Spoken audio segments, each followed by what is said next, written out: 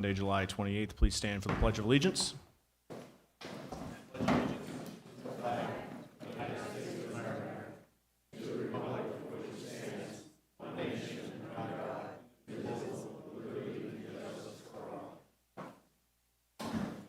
Madam Clerk. Councilor Chabot. Councilor Burke. Present. Councilor DiMederos. Present. Councilor Edwards. Present. Councilor Paul. Present. Councilor Perry. Councilor Janik is absent. All right, thank you. So first item on the agenda, this is a late edition.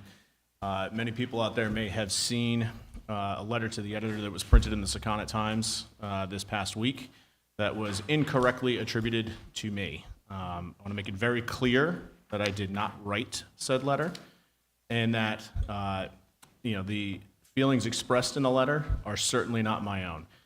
I certainly speak for myself, and I think the majority of this council. We have an active public survey going on right now, which, if anybody still has yet to participate, the survey is open till July 31st, and we'd love to hear your input as it relates to the trash. But at least for me personally, I would always withhold formulating a public opinion until we've actually had an opportunity to look at the data. I would also like to mention as well that Christian, who covers us from the Cipolla Times, has been very responsive, even though it was 100% not his fault. And unfortunately, the person whose fault it was has still yet to return a phone call. It's my understanding that there will be a full retraction in this coming paper, and there's already been one that's been done online. So that's my statement, and I'm sticking to it. Next item on the agenda is the consent agenda. Would any councilors like to remove any items from the consent agenda? Okay. Any other councilors? Hearing none, I'd like to entertain a motion for the consent agenda as listed, minus C1. So moved. All right, motion been made and seconded. Any further discussion? Hearing none, all in favor? Councilor Burke. I see the administrator's not here, so I wanted to thank him and the treasurer for pulling this together, because I did ask for it at one of our last meetings. My only two questions, which I'll talk to him about separately if I have to, actually I think it's one, is on, I don't think Stu's here, on the page 1 of the dollars, so where it talks about the recreation wheelchair swing, it shows that it's zeroed out, but it also shows that nothing was spent. So I just want to know what happened with that. So I can ask Patrick. All right. With that, motion to accept C1. Councilor Burke, two things. One, it is installed, so it's paid for, but the treasurer is requesting. Madam Treasurer. Oh, there she is. Oh, there you are. I didn't see you. Yes, so if you look at this report, it's very similar to what you normally get every month. So the current allocation is 0 because you folks allocated the money the previous year. And what was left over from that spending was $628. Okay, got it. So there's no spending this year, so project's complete. I don't take the money back until I get a confirmation that the project is complete. Thank you. So that would be the same for all the items on here. Is that it? Thank you, Madam Treasurer. So I have a motion on the floor. Do I have a second? Okay. Motion been made and seconded. Any further discussion? Hearing none, all in favor? None opposed. Okay. Next item is public comment. Looking at these public comments, it looks like we have 4 about the boathouse, one about a Harbor Commission reappointment, and 1 on Communication Drive. Since the next item is the public hearing, and all of these are addressing public hearings items, would it be all right if we held those comments until the public hearings? Nods from everybody? Okay, perfect. All right. So next item, and I'll make sure that everybody gets to say their piece now that I've got the list here. Next item is John Cipolla requesting approval of a sound variance for a wedding at the Boathouse, 227 Schooner Drive, on September 6, 2025, from 6 p.m. to 10:30 p.m. I'd like to invite the applicant. Is the applicant present? All right, if you'd like to step forward, and then we'll open up the public hearing. Sit, stand, your preference. Hello, thank you for having me. The request for the sound variance and live entertainment at the boathouse is for my son's wedding. The boathouse does not have a live music license. This is not for anything bringing in some sort of band or Casey and the Sunshine Band here.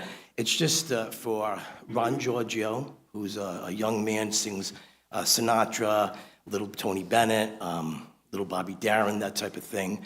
Also, keyboardist Yvonne Monet, who's a very well-known jazz keyboardist, and she would be for the cocktail hour. We're looking for Ron Giorgio, the singer, to do those type of songs, Sinatra, Bennett, the American, standard songbook during dinner, and then that would be it. After that, it's just DJ, regular DJ that they have at the boathouse that goes into the sound system, and that's it. But during cocktail hour, we were looking to have, again, jazz piano, upright bass. The upright bass is no amplification. That's why on the application, I did have to put keyboard and the live singer, because there is amplification. Again, it's only during cocktail hour for that, and then during the dinner music would be Ron Giorgio singing and with the external speaker. Thank you. With that, I'd like to open up the public hearing. Ask that the council just refrain from questions till afterwards, if that's all right. So we do have 4 people who signed up to speak for this. First up is Dan Abraham. Mr. Abraham here. Just name and address for the record, please, sir. My name's Dan Abraham. I live at 518 Riverside Drive. Using my golf scope, I'm 60 yards away from the patio at the boathouse. The noise down there, I love the boathouse. My family's owned the property for over 50 years. We were there when it was a tank farm. We were there when it was an empty tank farm with polluted soil. So what's over there is much better than what was there. Just a typical day with the boathouse as a neighbor, though. I usually get woken up around 6 o'clock by the trucks delivering. Then it's the lawn mowers, and then it's the exhaust fan for the hood that goes on at 8 o'clock in the morning and goes until 11 o'clock at night. Last night, they have weddings now 4 nights a week almost. Thursday, Friday, Saturday, Sunday. Saturday afternoons, there's at least 2 showers a day. And last night, got home around 8 o'clock. They had a DJ wedding. It went on until 10:30, extremely loud, couldn't get any sleep. It sounds like the plan for the live music isn't going to be anything boisterous or noisy, but I just think that by giving the boathouse the permission to do it this particular time, we're going to set a precedent, and it's going to keep happening. They're going to be asking for it more and more, and it's loud enough, the noise is loud enough down there. Counselor? So is there weddings there every weekend? Yeah, starting on Thursdays a lot of times, but at least Friday and Saturday, sometimes Sundays as well. During the day on Saturday, the wedding showers are as loud as the weddings. So my question is, why don't all these weddings have to come in front of us? For a sound variance or, To the extent that they're having entertainment like that, they should be. according Yeah, to the right. ordinance here. so every single one of those should come? Well, again, if it's just on the radio or whatever, that probably not. But if they have a live music, yes, they would be required. Would it be live music you're listening to a lot? It's not live, it's never, it's DJs. It's DJs? Well, same Still. thing. And they have permission for DJs. Well, pretty sure. No, Not that I'm aware of. no. So, Is it outside or is it in the patio So it's in the area? patio, basically it's outside because it just has Yeah, I've been plastic there. curtains, so. So shouldn't they have asked for, like, DJs aren't allowed either, right? No, I'm just curious why this gentleman had to come to us and no one else had to. So can you confirm that these are weddings, or are you assuming that they're weddings and showers? I'm just asking, because we don't have any documentation. Oh, I've heard more wedding toasts than anybody in the world. Allow this, there'll be all weddings, and then we Friday, Saturday, Sunday. Thank you. Next. Actually, next item was you, sir, so. Or, Me? Are you, yeah. Yeah, you- yeah, Okay. I came up and, No worries. Yeah, All right, next item is our next person is John Hunter. John or Jen Hunter? John Hunter. John. Sorry.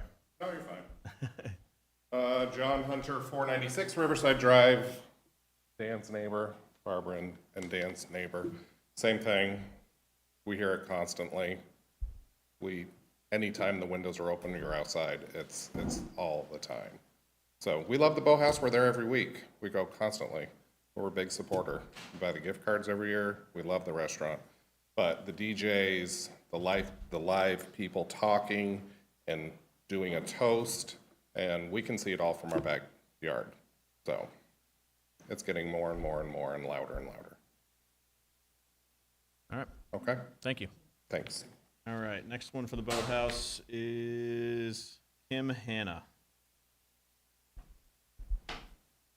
Name and address for the record, please, sir. Yes, Kim Hanna, 33 Watermark Drive. I'm at the village of Mount Hope Bay, not right along the edge there that's at the boathouse. So there are other people who are more affected, certainly, than me. I guess I didn't know what was being asked for, the variance, whether it was just the time, within the levels that are in the ordinance, or was it also the volume, okay, that was being requested, okay? So I didn't actually see the request. So I guess my question is how the volume that's in the ordinance will be measured, not just for this event, but as other people have said, because of the other things that are going on.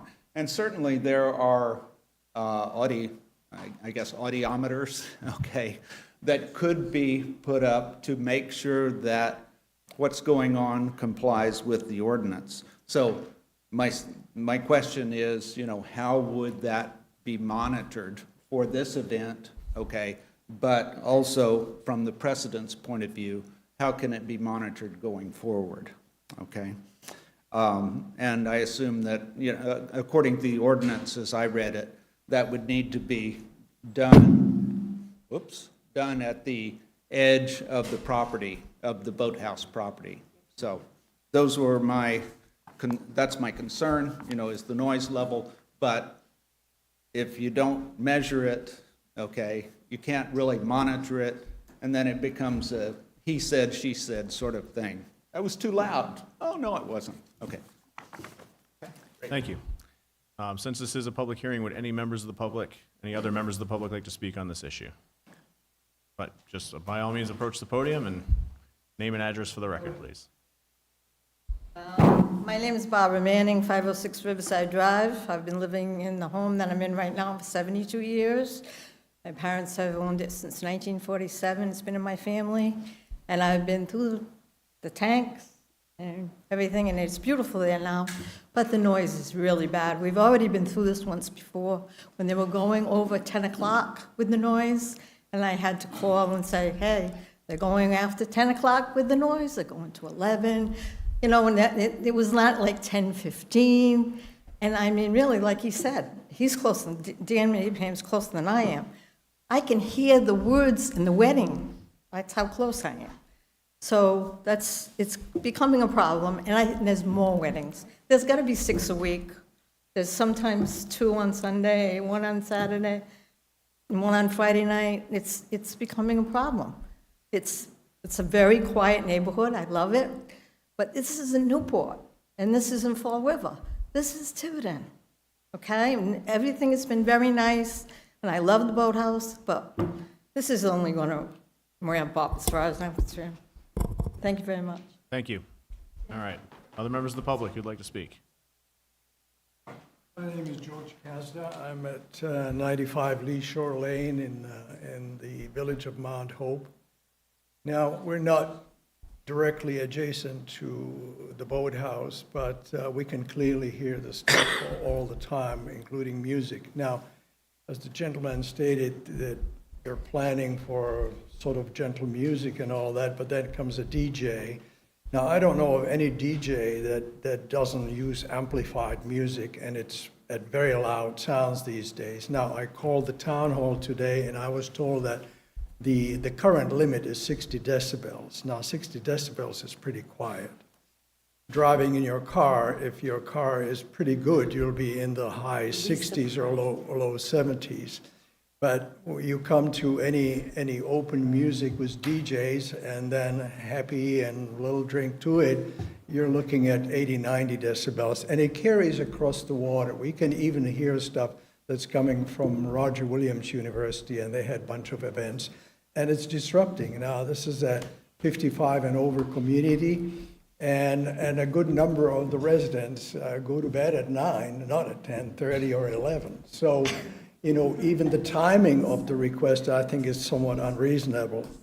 And that's all I have to say. Thank you. Thank you. Additional members of the public who'd like to speak on this application? Please. It's 70, gentlemen. My name is Richard Backman. I live at 17 Sloop Lane. I'm a stone's throw from the boathouse.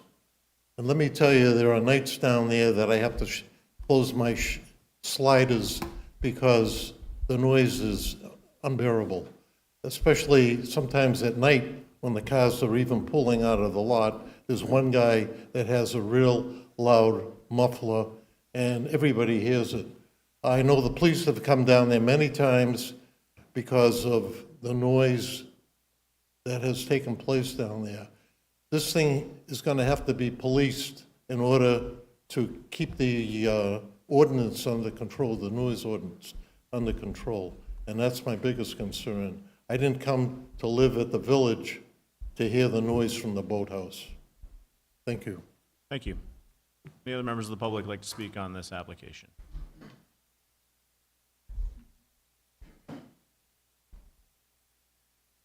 Bill Reposa, 71 Starboard Drive, Tiverton, at the village. I've been living there for 18 years now, and there's been multiple times where people have asked to have events there. It's been turned down by the town. Now we have to deal with all the development on Sousa Road. We have to deal with the gas station that's going up there, Seasons. And now this gentleman, hopefully he's asking for easy listening music, but once we allow one, what happens next? You know, you get a DJ, you go where the young people go to a wedding, they don't play, you know, Lawrence Welk music.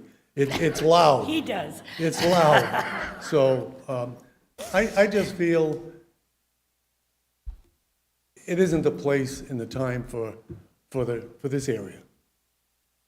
That's my opinion. Thank you. Any other members of the public like to speak on this application?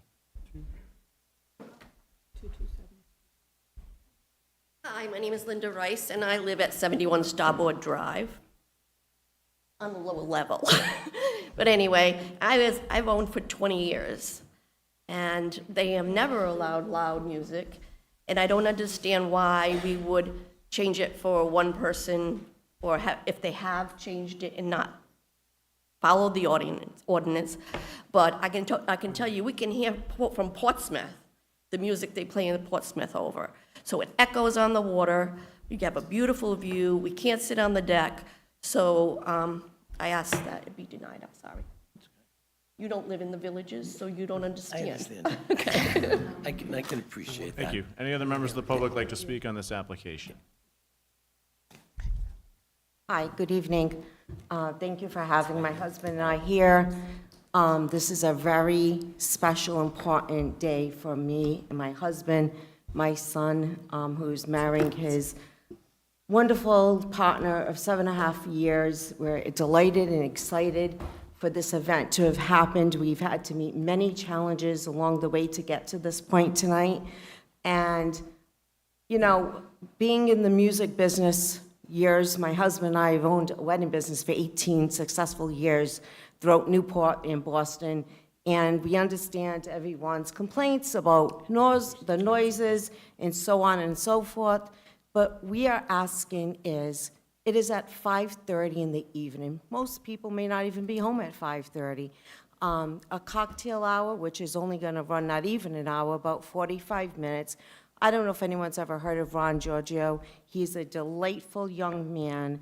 He sings elegant Tony Bennett, Frank Sinatra, very low-key. My son is a very successful LMC licensed psychologist in Rhode Island, and his partner is a very successful senior services throughout all of Massachusetts. They're very proper young men who love classical and jazz music, such as my husband. My father-in-law, my late father-in-law, was a jazz musician for his entire life, and we respect music, we respect people, and when my son asked to have it here at the boathouse, we could have gone just about anywhere we wanted.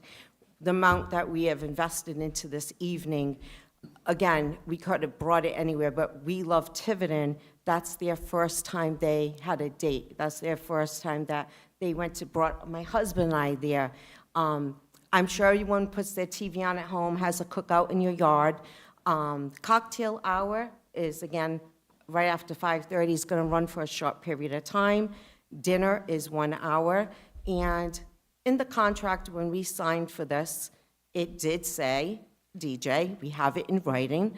We have about 30 pages worth of writing and details, which is allowed. So I'm sure for those who have been living here for 20 years, 10 years, how many years, up until tonight, no one came forward. No one complained. Or if you did it silently. And now tonight, something that is so important and just means so much to our family. The young man that is singing for us and our family has done many special events for so many moments for us and asked to be part of it, not only as a guest, but to be able to share this memory with us. Again, we would provide courtesy to our neighbors. We are very respectful people and business people. We understand the laws and the rules and so on and so forth that brought us here this evening. We are hoping that you could understand that, again, we're not bringing in some hip-hop band. We're not bringing in some hard rock music. We are bringing in sophistication to the boathouse that I think that only could add another level of enjoyment for all of those that live around here. I believe music is a joy to everyone's heart and home, and I think that most people would enjoy a glass of wine in the evening and listening to a band, well, not a band, excuse me, scratch that, to someone like a Ron Giorgio, who is plugged into basically a karaoke little thing like they do as a DJ, and he's singing a cappella inside of it. And who doesn't like, on a summer night, listening to some beautiful music that I think would only enhance beautiful Tiverton and all the people who surround it. If you gave it a chance, I think you would enjoy it. I can't speak on behalf of what has happened in the past, but I could assure you that is not what is about to happen for us. We just wanted to have a nice evening, and I know there's a lot of doubt and question in people's minds here this evening, but again, it was never brought to anyone's attention before, and we are under contract. The wedding is weeks from now, and we have invested so much money into this to hear, no, you can't now, when no one else was told no. As a matter of fact, if you go on Instagram right now under the boathouse, there was a couple just a couple of years ago, and even I believe a year ago, who did have a cappella singing and acoustic singing outside at the ceremony, and is on publicly, as we speak, advertising that they were able to bring in their own music, and did. And how unfair is that for us, that someone else could do it, as people have said, if we bring in one, we can't bring in others. Well, that was brought to our attention, and it is on social media, that the boathouse did allow it. And here we are tonight asking the same for us as well. And if you look at the clip that was provided on Instagram, it was beautiful. I have to tell you, we've hosted many weddings in the business, and it was absolutely beautiful. And again, weddings end by 11 o'clock. he would be off anyway. Our contract is to only 11 o'clock. Most people, when Ron Giorgio would be singing, is to 8 o'clock. I think everyone is up, watching TV, or just listening to someone talk, and it echoes on the ocean as well. It's just a joyous occasion, and I would just hope that if this would be taken into consideration, it would be such a shame for us to now not have this night to be complete and to be turned down when we've hit so many obstacles along the way just to get here. So I thank you all for your time in coming out, and if you could put some sort of consideration towards us, we would appreciate it. On behalf of my husband and I, and our son John and his partner Eric, we would appreciate any consideration. Thank you so much for your time. Thank you. Just an interjection there. When I married Cindy, she did not let me know that she is an attorney, and as you can see, she's very well spoken in front of everyone. But I think one of the things that she is talking about, and I just want to make sure everyone understands, I think what she was alluding to, is one of the reasons why it is very special about having the jazz pianist and Ron Giorgio, the singer, is my family does come from a long history of music. My dad, who passed away 2 years ago, if you looked him up, Tony Cipolla, is a very well-renowned and very known jazz singer and jazz saxophonist in Rhode Island. So having Ron sing during dinner music and having Yvonne play, piano during cocktail hour, is just something that was a little, even more special, even more personal for us. But I understand everything, and I can appreciate what everyone said. I can assure you that Ron Giorgio singing and Yvonne playing piano will not be anything of what they're, been talking about or having problems with. I do appreciate it, though, obviously. Thank you. Any other members of the public like to speak on this application? On this, I'm going to be very specific, this specific application, not what's happened at the boathouse and other events. Okay. Hi, Jessica Grove, and I live in the village also, but I'm new. I've only been here a couple of weeks. I've been shocked at all the noise at night, but that's beside the point. I understand. I've had 3 children. I've gone through 3 weddings. I know how expensive it is, how time-consuming it is. But I think the issue is more not about this wonderful singer that you have, but the fact it's going till 10:30. I mean, I came to Tiverton to have peace and quiet. I mean, like someone else said, it's not Newport, it's not Fall River, it's Tiverton. And the quality of life here is hopefully, quieter and more peaceful. So that's what I'm just saying. Dial it back, time-wise, but I think 10:30 is way too late for a DJ. Thank you. Any other members of the public like to speak on this application?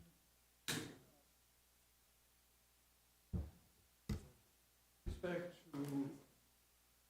to the statement of this gentleman is that they're looking at playing sort of gentle music and all this, but if that's the case, then they don't need a variance. And a Not true. They still so do. what's the point? Everyone needed a variance for everything that's going on. Right. Apparently not But I mean, doing it. variance is to exceed the level of 60 decibels. No, That's part of it. any amplification of music Right, requires a right, sound okay. variance. So, if they can do it without amplification, well, they should be okay. If it's gentle music, a piano playing next to the diners, you don't need amplification. Amplification is a modern kind of event these days, that if it's not amplified, it's not music, which is not correct. But anyway, that's my point. Thank you. Thank you. Any other members of the public like to speak on this application? Yeah, you can. As to your bride's mother, or the parents, talking about in the past, boathouse music. Living there 18 years, I've heard many weddings down there, and they have, a lot of times, someone will play a little guitar during the ceremony. After the ceremony, I've heard a violin. It lasts 10 minutes. That's it. It's over. There's no more noise. Then they all go in, they have dinner. It's over. There's no precedent from the past. That's it. Thank you. Any other members of the public like to speak on this application? Any? Okay. Name and address for the record, please, sir. My name is Dan Reposer. I live at 506 Riverside Drive. And why I'm coming up, I wasn't going to speak tonight, but I think I would like to say on behalf of these people, no, I'm opposed to the music that goes on there because it is very loud. It's Friday, Saturday, and Sunday, sometimes Sunday mornings when you want to be peaceful and listen to it. But the sad part is these people didn't even have to come before you tonight. They could have just gone on and had the event because there are so many events going on there, you people have no idea. It's every weekend, throughout the summer and into the fall.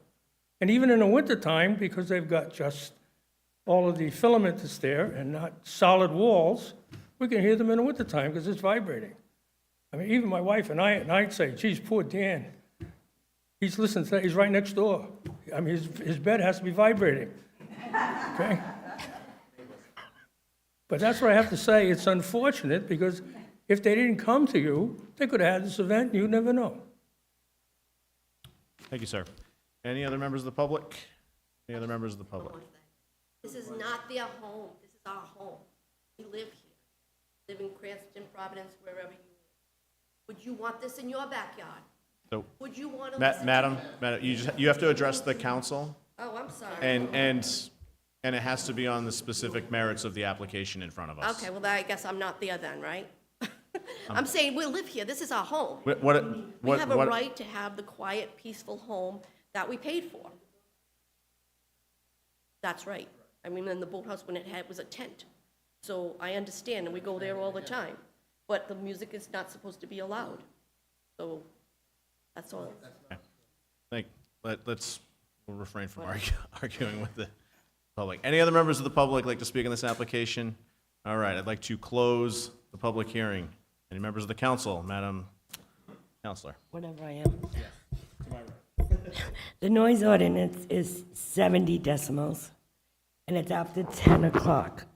And doesn't it go like you can, I think the noise ordinance, after 10 o'clock, you can't make the noise.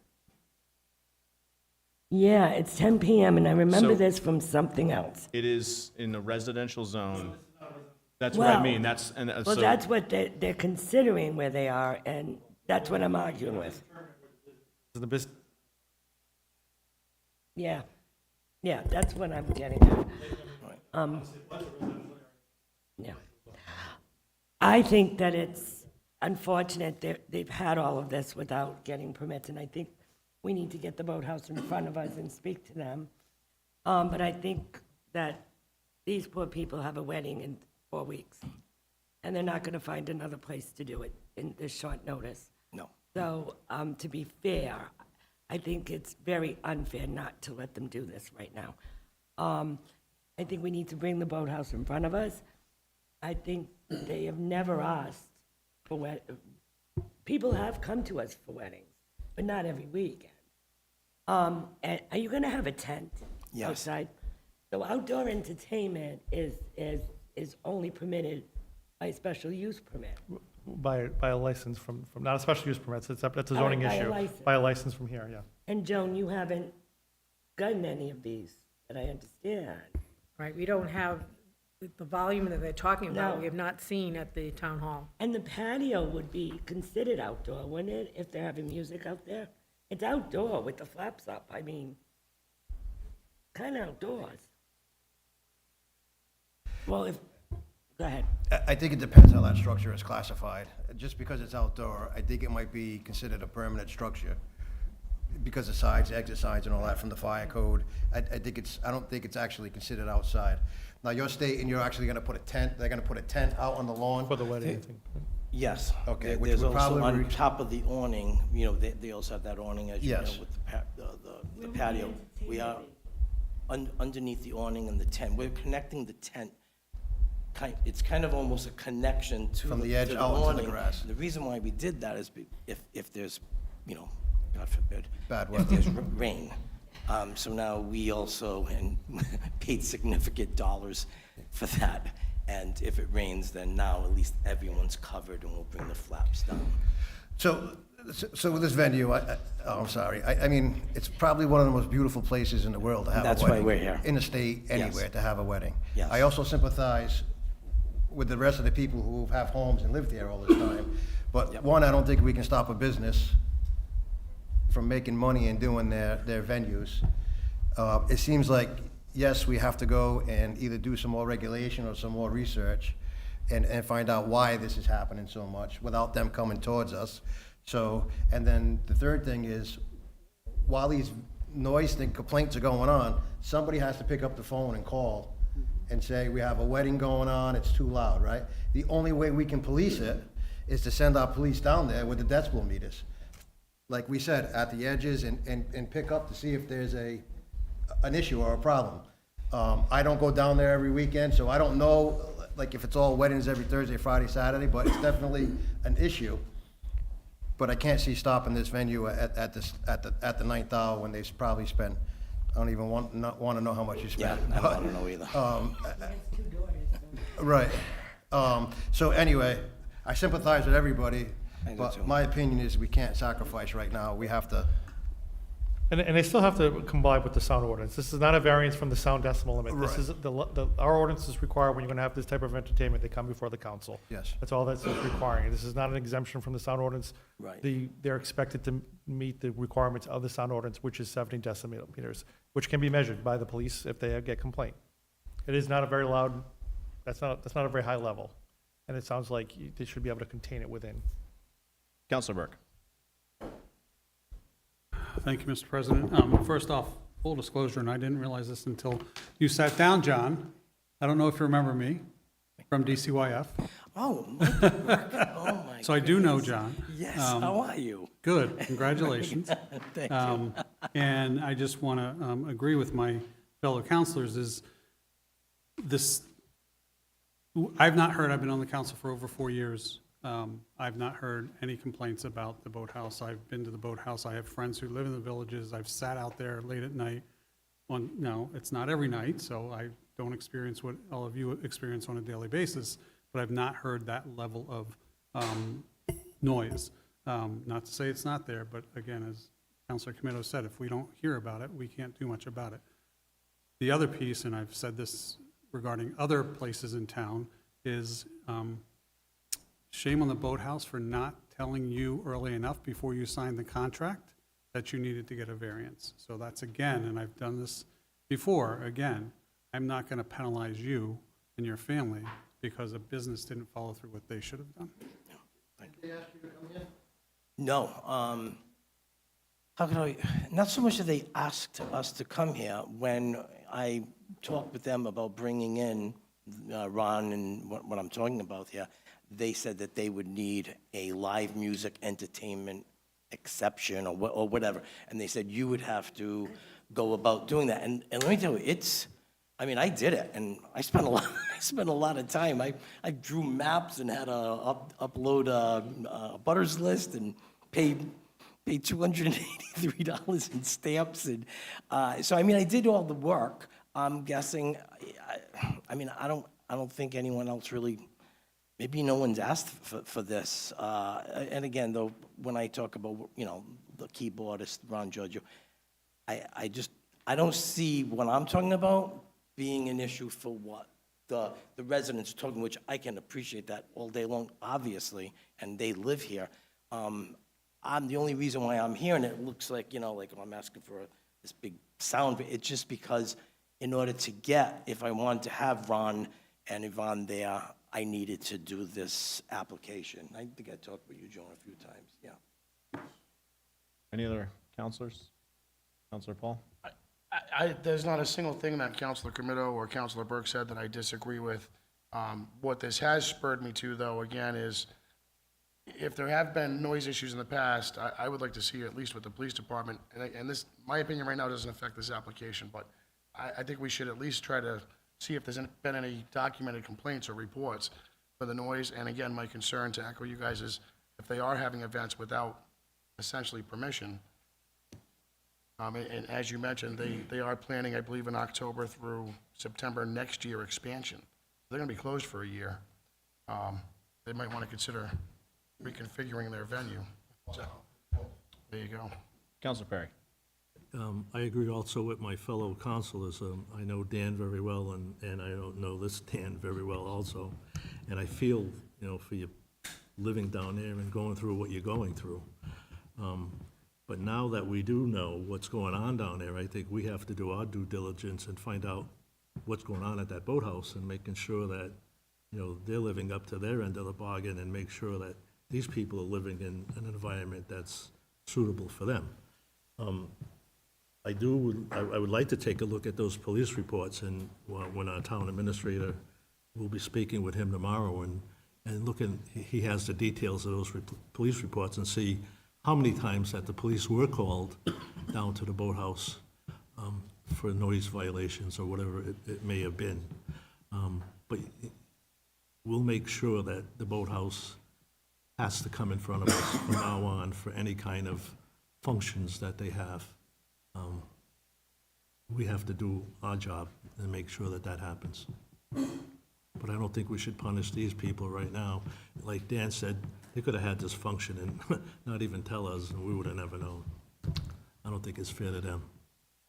Any councilor like to make a motion? Councilor? No. We unfortunately closed the public hearing, but Councilor Burke. I'll make a motion to approve the sound variance request for the Cipolla wedding at the Boathouse, 227 Schooner Drive, on September 6, 2025, from 6 to 10:30 p.m., subject to meeting all legal requirements. Seconded by Councilor Perry. Any further discussion? Hearing none, all in favor? Congratulations. One thing I will note for the residents who did mention that there was, that this has been an issue going on in the boathouse, if for some reason it hasn't been documented, document it, right? Call the police, let us know if there's 65 weddings going on a weekend. We need that information, and that way we can follow through and make sure that this is a one-off, not a recurring theme for you. All right, next item on the agenda is approval of petition to abandon Communication Drive, continued from 7/14. Public hearing is still open. Is Mr. Kilbasa here? I know he'd like to speak.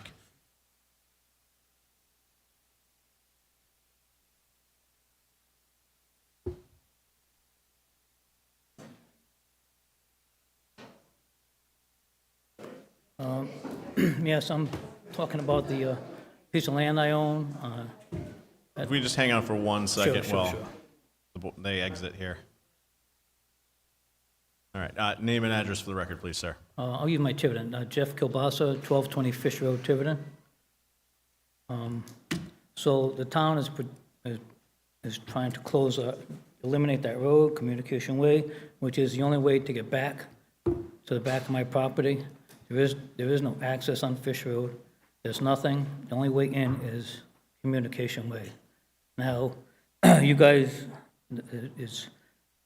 Industrial Park you've been on a good run lately, and there's a lot of land out there that you don't get to touch.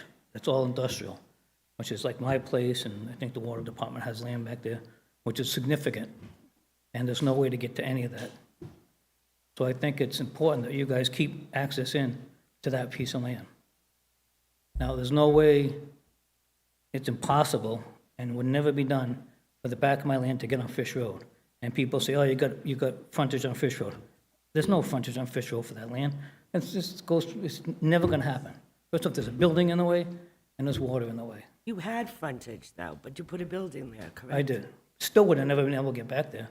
Why? Because it's a swamp. There's a stream back there, a swamp, then another stream, and another swamp. So until you get back, probably, I don't know, 3 or 4 acres back, you're not gonna get over it. And not only do I have that issue, I think the piece next to me is gonna have the same issue. Because the stream runs right through there, and it makes quite a swampy area. So I think it's important for the town, for the industrial park, to keep access to that back land. I think eliminate makes no sense. You guys have been on a good run. You managed to sell some nice property that put up some decent buildings, which has been a long time in coming. And I don't know why you're putting this all together and closing down, putting it all together in one big chunk. I tried to find out, but I couldn't find out. I tried multiple places, I couldn't find out why you're doing this. Well, because So we are looking to abandon a road that doesn't exist, that the town, quite frankly, was never gonna build, because we have an offer to purchase essentially that huge chunk of land there. And part of the closing is requirement that we abandon a public road, which, again, we were never going to build. The key piece here is that with our prior administrator, right, former Administrator Kata, before he retired, he had a plan to eliminate all the paper roads altogether, eliminate all the lot lines, and make it one giant lot. So how big a building you putting up? I mean, you've got one big lot, you're gonna put up one big building? I don't understand what you're putting up. Ultimately, they'll have to go in front of master plan for whatever they'd like to build, and that's not to preclude you from potentially approaching that developer and seeing if there's a way to get an easement through that property, if they're gonna use all of it, if there's an opportunity to put, access in, but in order for us to close on the parcel, actually, I should say multiple parcels, we have to abandon the road because they're buying parcels on the right, left, and to the south of where that paper road is. But doesn't that kind of, you lose control over what's going up there? I mean, you can approve it, you can say, okay, I mean, there are things that are allowed by code. So you have some nice buildings going up, you have Longplex, you have car barn going up, you have bill sales, you have the storage facility, and you have a hotel going up. So why would you not want to keep control over what's going on? You can, Councilor Burke. So we've already sold the property to Mr. Long and his companies for specific purposes. I don't remember exactly what's going on this site, but for specific purposes. They have to submit their plans to the planning board to get permission. So regardless of whether or not we abandon the paper road, but we have to be able to follow through with what we've promised. It Right, so doesn't, he's already told us what he's building, so there's not a control issue here. well, I mean, you haven't sold the property because you haven't abandoned the road yet. You didn't haven't close closed on on the okay, property so it's a yet. proposal. But this is a normal course of business when these types of things happen, especially in a park that's been put aside for business development purposes. Why would you have the whole area zoned industrial, and you only a narrow strip on the edge by the road you can It's build actually not on? necessarily zoned industrial, there's several different components. No, it's that we- highway commercial in front, industrial in the back, that whole area. So why would I you, can assure you, it depends on who you ask about that question. I asked today, Because I've been going through the same type of, like, everybody has a different name every time you want to put something in the Yeah. park, right? So it's all over the place. It's a mystery. But the thing that I think, I don't know if you're missing, maybe you understand it, or this is how I'm looking at it, is we had this development, we had all this property, we had all these paper roads, in case our plan, or the plan came to fruition, that we were gonna build and build out, we were gonna use these roads. We have since gone into a purchase sales and agreement, who they want the whole land. These roads never, ever existed, and we were never gonna put them in from the town of Tiverton.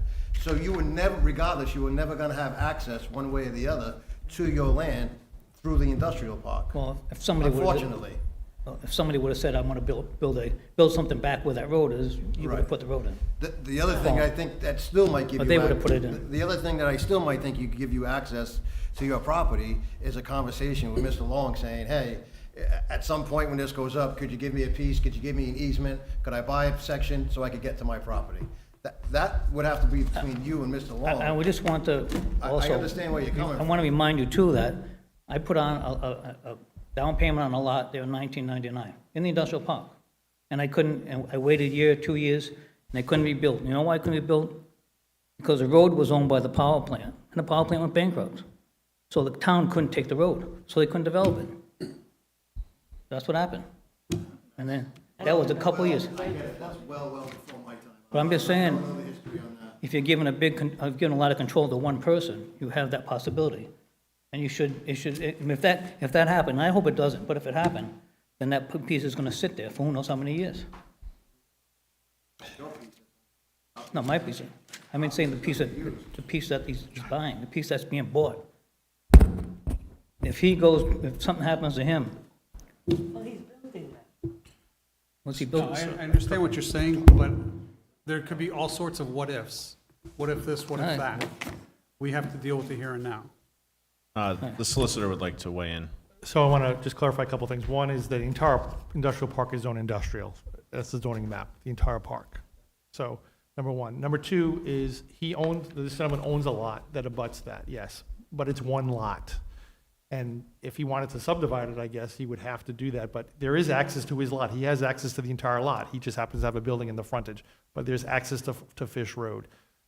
Communication Drive is a paper road. It has never been developed. It is on paper only, and the town has a right to abandon it if they want. Now, granted, he can't get, he couldn't get access today if he wanted it because the road doesn't exist. However, he does have, we're not making him landlocked. He has access. That is one narrow lot, and it fronts Fish Drive. The fact that the front lot goes on a road doesn't mean the back has access. So, Well, no, I mean, the front one. you have to look at it as a lot, and it's one lot. It's Mr. not two Chabot. lots, it's one lot. That doesn't make any sense. Well, that's how you look at frontage. You look at the lot. Well- Each lot has to have frontage on a town road. Your lot has frontage on a town road. I understand you have a lot of acre in the back that you may not get to, but you do have access frontage on a main road. That is one lot, sir. And- It's not two lots. Mr. Cabas, just so you know, right, again, we talk about what-if scenarios. Hypothetically speaking, let's say, this purchase wasn't in front of us, right? We didn't already agree to terms, we aren't already gonna try and dispose of the land. And you came to us and said, hey, I wanna use the backside of my property, I'm gonna put up X, but I need to get access to it. And I need access through Communication Drive. The town would not be the ones building Communication Drive. That would be, I would have to do it. we would absolutely not expend public dollars to build a Communication Drive. No, I understand that. Yeah. And I just again, want to I- make sure you're clear on that. No, I was waiting for you guys to do it. I'm Yeah. like, I'm not gonna do it, because I know I can't afford it, but I was waiting.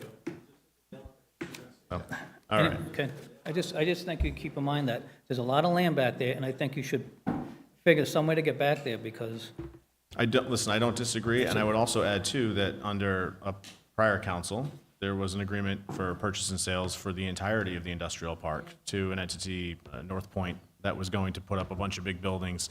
We would have abandoned all these roads anyways, because they were gonna buy them all in one fell swoop. I would've liked that, though. They would've had to buy my piece. Okay, thank you. Thank you. Any other members of the public like to speak on the road abandonment? Mr. Riley? Daniel Riley, counsel for Longplex Ice and Golf LLC, which is the party that has this particular piece of property under agreement with the town necessitating the paper road abandonment. I just want to say for the record, this isn't something that we did not look into when we were looking at what would have to happen with this property. First of all, the plan that's currently before the planning board seeking master plan approval, which it is not yet obtained, requires this road to be abandoned because the site plan goes over where this road is currently located. The property that is subject to this purchase and sale agreement actually requires the abandonment of two roads. As the council is well aware, the entire industrial park has been carved up into very small lots. And I know it's been a point of discussion before we were involved that many of these lots would have to be merged and paper roads would have to be abandoned, so it actually is developable. To that end, I would just note for the council that the most recent recorded lot lines that created Communication Drive, Transport Drive, and these other paper roads, I believe was recorded in 2013. There were prior plans before then, it's been owned by the town certainly much longer before then, that had different iterations of that plan, but these roads were created most recently in a recorded plot in 2013.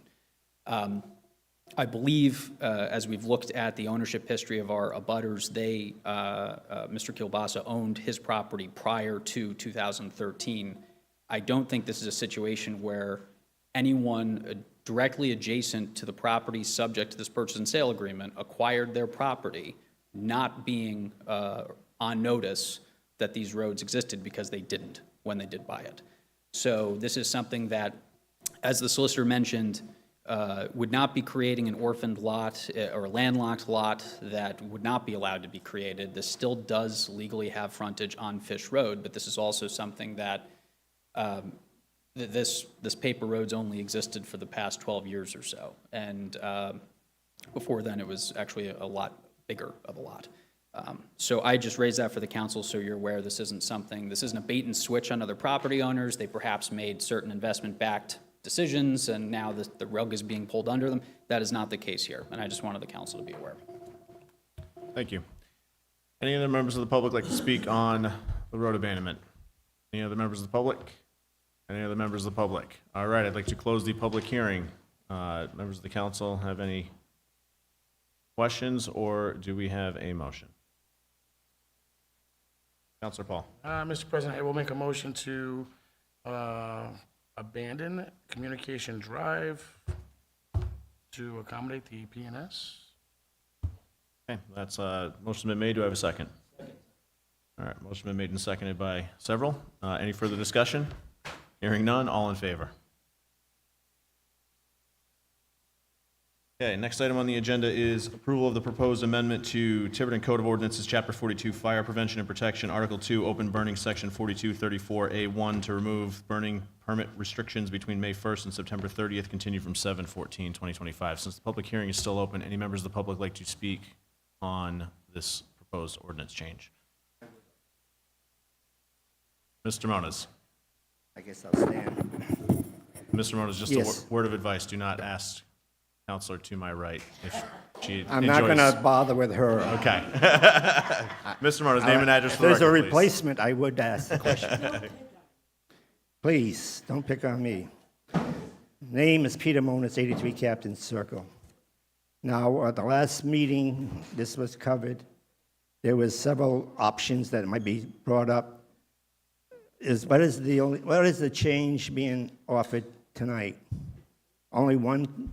So, great question, Mr. Moniz. The original ordinance amendment would just remove the restrictions on burning from May 1st to September 30th.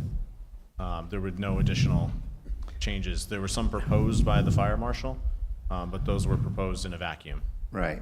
Without the original intent So the of point is that there is, the only change to the ordinance is an amendment to limit or not allows burning between May and September, I believe, right? No, sir. This would remove the restriction on burning from May 1st to September 30th, meaning for all 12 months out of the year, it would be possible to obtain a burn Yes. permit, but you'd have to call the fire department and go If you through the look at- normal rigmarole. Say that again, please. So- Let me say it again. Yeah. Looking at the agenda item on the webpage or whatever, it's saying to just cross out, you will not be limited, or in other words, you will be allowed to burn between May and September. Correct. Correct, with but again, following the same protocols as from October 1st until April 30th, you would have to call the fire department. Yes, the be told permits whether- and all that yes. stuff, but the main point of this change tonight is the time frame. Correct. So, okay.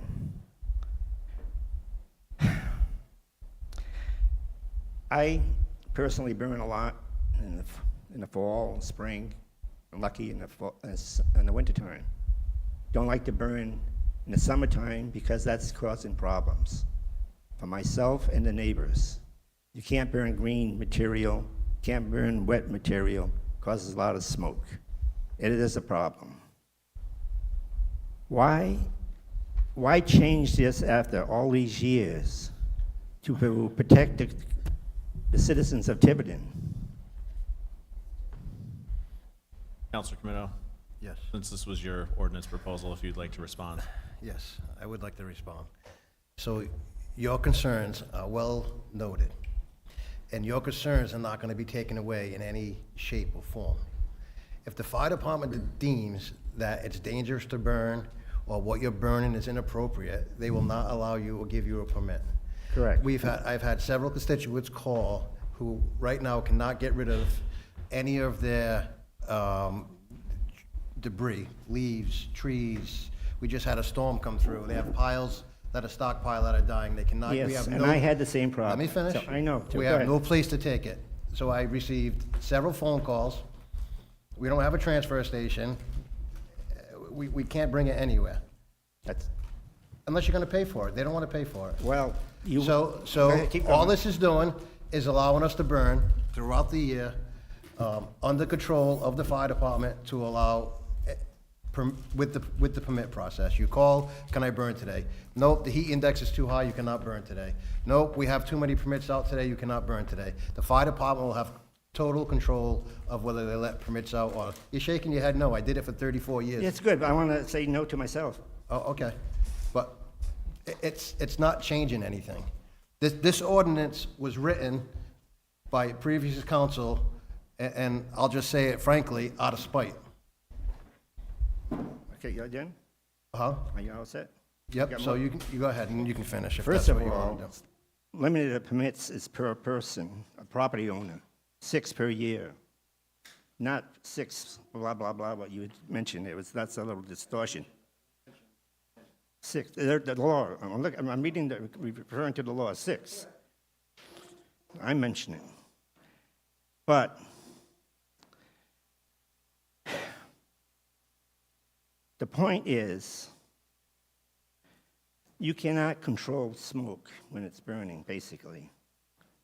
When, in a sense, you put it out, put out the fire, then you control it. That's the extreme measure to control smoke, is put the fire out. Smoke travels. Why does the Weather Service and the DOAA give us warnings on television about smoke from hundreds of miles away and thousands of miles away, maybe, of the danger of air pollution and health problems from smoke way off into Canada? Smoke from a neighborhood spreads. Because I know, because I burn. Okay, so you're not going to keep that on your property, for the most part, unless you got some magic. But there is a health problems for people in the summertime. That's why I don't burn in the summertime, because it's not sensible to do it. People want to go outside, enjoy the outside. They don't want to get involved with smoke and annoyance from smoke and breathe smoke. 2, there's health problems with smoke. And to cut it short here, the purpose of the town council under section 407, powers and duties, number 8, is to enact and amend or repeal. Let me read my note here. Rules and ordinances and resolutions for the government of town of Tiverton, which have to do with the preservation of public peace, health, safety, and welfare of the inhabitants and the protection of the persons and the property.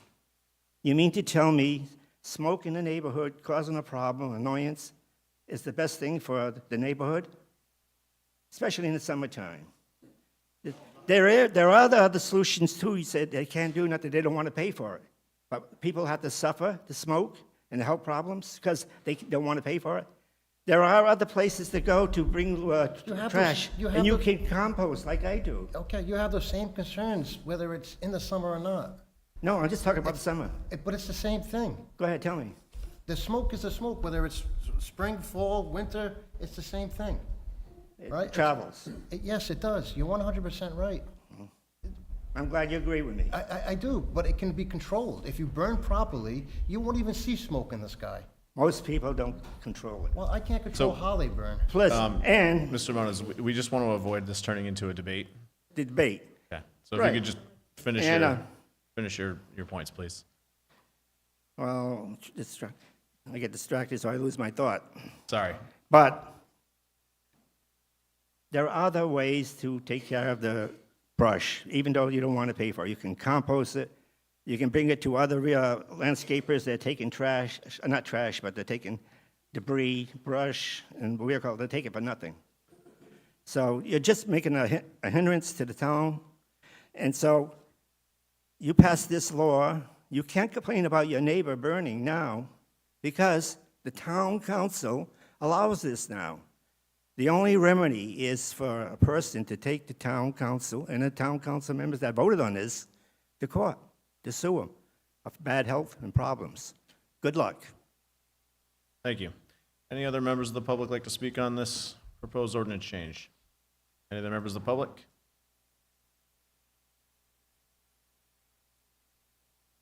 One of the things I wanted to, I'm sorry, I had a pin in my hair. I just had a question about how the town council plans on letting people know that they do have to get a permit. That's one of the things that I know, but it's almost like, you know how you have to put out the paper that has the information about the garbage?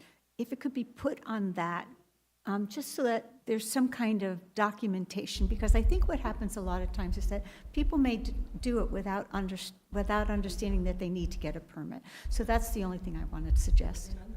Thank you. It is on the website, it's on the fire department's website. We've been burning in the town of Tiverton. Before we get there, any other members of the public like to speak on this topic? Oh. Madam Treasurer, in her individual capacity. Denise Surratt, 45 South Avenue. This is, my personal opinion. I have to say that I support Peter's assertion that we have a very short summer season. We can't sit outside if somebody's burning where I live. We have to go in. My husband has health issues with asthma.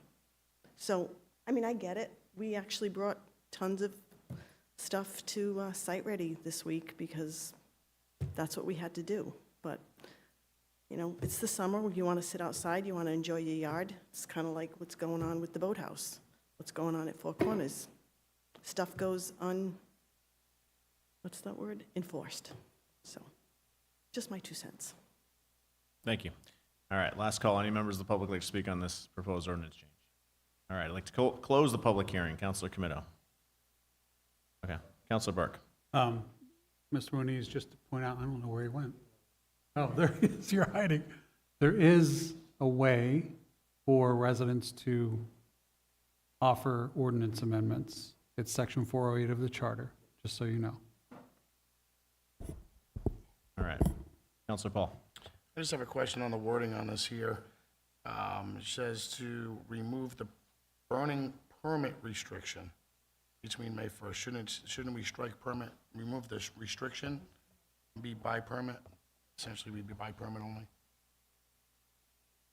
You're just reading that differently? So the first section is A.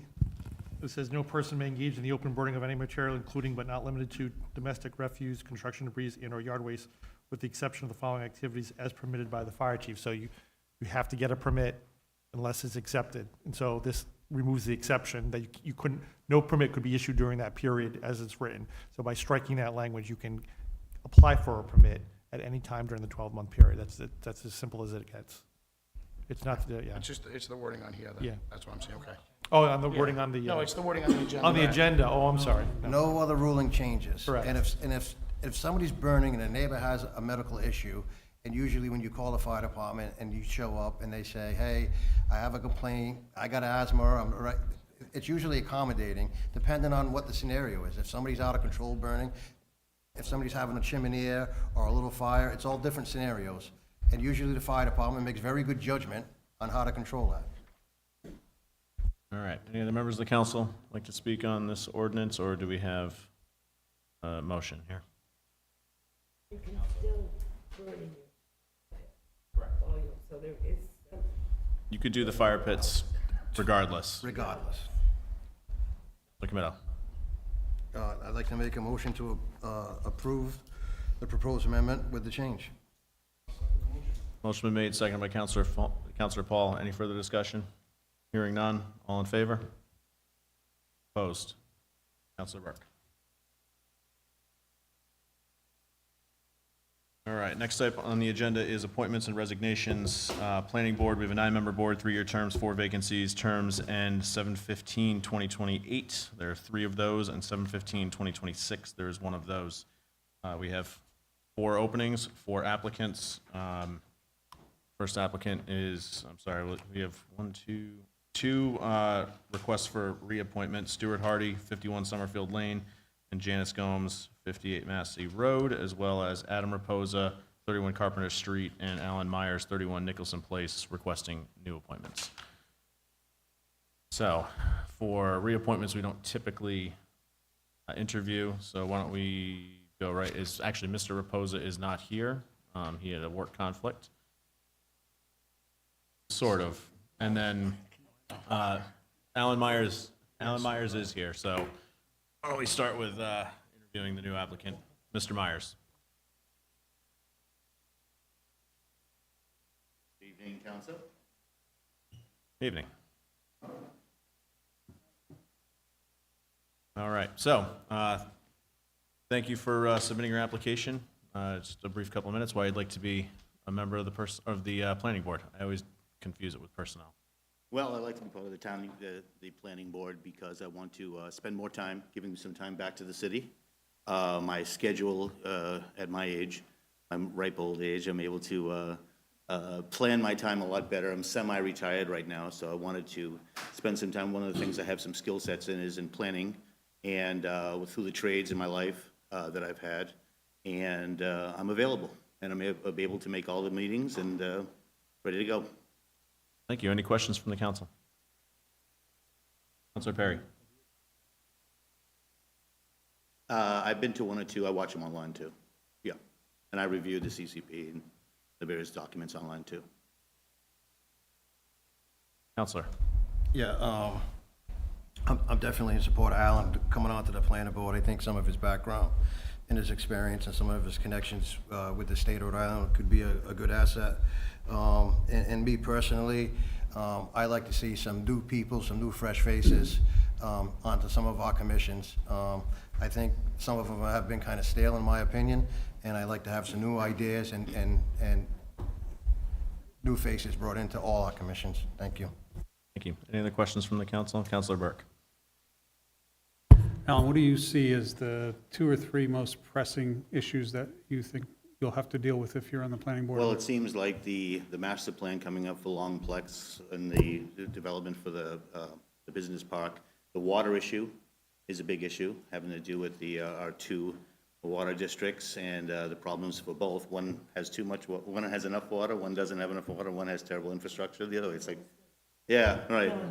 And so dealing with that and having to look and see what other the options are and see what the state has to offer also, to try to bring that in also. A waterfront, protecting the waterfront is important.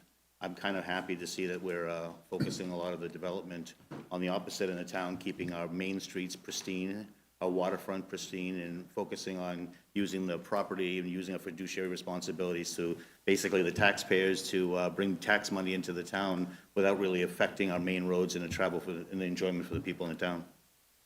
So, when you say on the other side of town, what do you? Industrial park.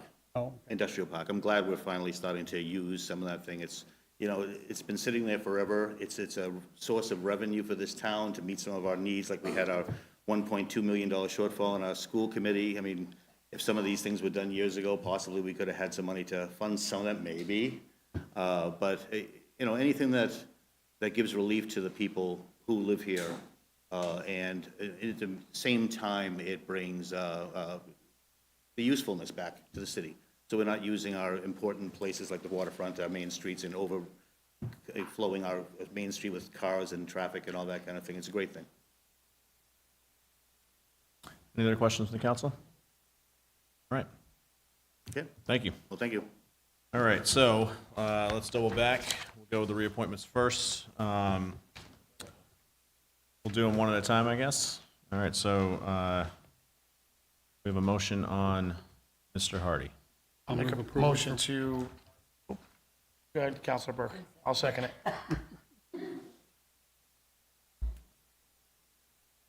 Councilor Burke? Motion Oh, to sorry. approve. There you go, so second. Approve Stuart Hardy of 51 Summerfield Lane for reappointment to a term ending 7/15/2028. All right, seconded by Councilor Paul. Any further discussion? Hearing none, all in favor? Opposed? Okay. Opposed. 4-2, okay. All right, next item is Janice Gomes, 58 Massey Road, requests reappointment for a term ending 7/15/2028. Do I have a motion from council? I'm not familiar. I'll make a motion to reappoint Janice Gomes, 58 Massey Road, for a term, to the planning board for a term ending 7/15/2028. And Janice, if you would, because I know Councilor Paul said he wasn't familiar with you. Now you are? Okay. Never mind. All right, do we have a second, Councilor Paul? Okay, motion been made and seconded. Any further discussion? Hearing none, all in favor? Opposed? All right, since we have, do we have any other applicants for the person, or the planning board? Madam Clerk? No, okay. I know we didn't get a chance to interview Mr. Raposa, but I have, he did come before us, he has served on the planning board before, so if it is the council's pleasure, I'd like to entertain a motion to waive our policy. Councilor Burke? On both or just one? You can do both, you can do one. Okay. I'll make a motion to waive our policy to be able to consider Adam Raposa and Alan Myers tonight. Motion been made and seconded. Any further discussion? Hearing none. Oh, Counselor? It's not voting on them, it's just waiving the policy. No, Yeah. but you said discussion. Yeah. Yeah, if you want to have a discussion on waiving the policy. Yeah. Okay. All in favor? Unopposed. All right. Do we have a motion on Adam Raposa? Counselor Burke? I will move to appoint Adam Raposa of 31 Carpenter Street to the planning board for a term ending 7/15/28.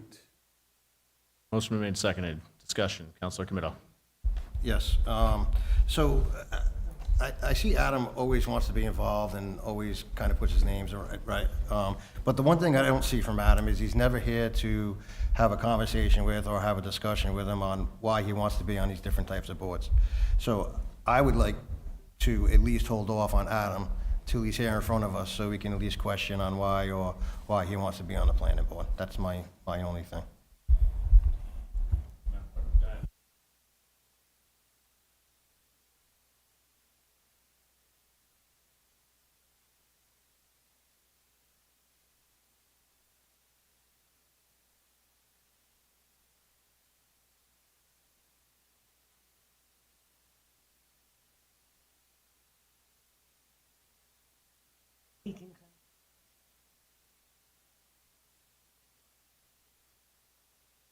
Counselor Burke? Just whether or not we do it tonight, but just to note, I was one of the people who did not reappoint him to the planning board. One of the last times he came forward, I had, significant concerns at the time. But I will say he was appointed to the North Tiverton Committee back in December, January, I can't remember exactly when. And while he has had a couple of work conflicts, he has really done a great job of engaging, looking, researching, being a part of that committee, and he's actually hard to get somebody to take minutes, and he's taken minutes for me many of the time.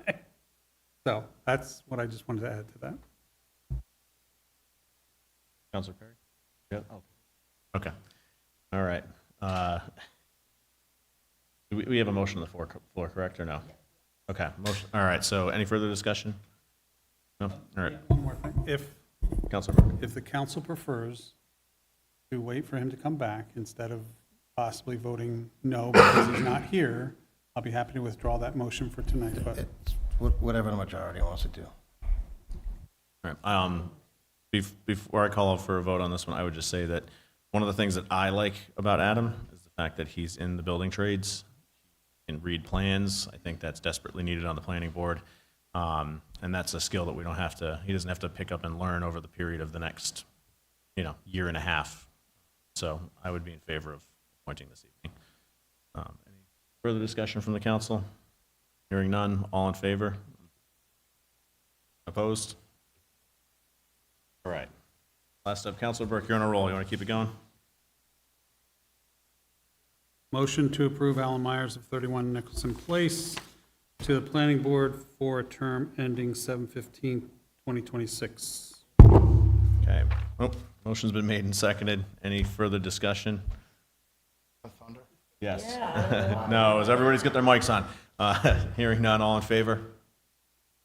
Not opposed. All right. Congrats, Alan. Next up, zoning board, seven-member board, 5-year terms, 1 vacancy, 2 alternate vacancies. Before us, we have George Alzabek, 63 Stony Hollow Road, requests reappointment to 7/15/2030, and Edwin K. Schrober Jr., 124 Long Pasture Way, requests reappointment as first alternate, term ending 7/15/2026. You're more than welcome to come up, Mr. Schrober, but this is a reappointment, so it is not necessary.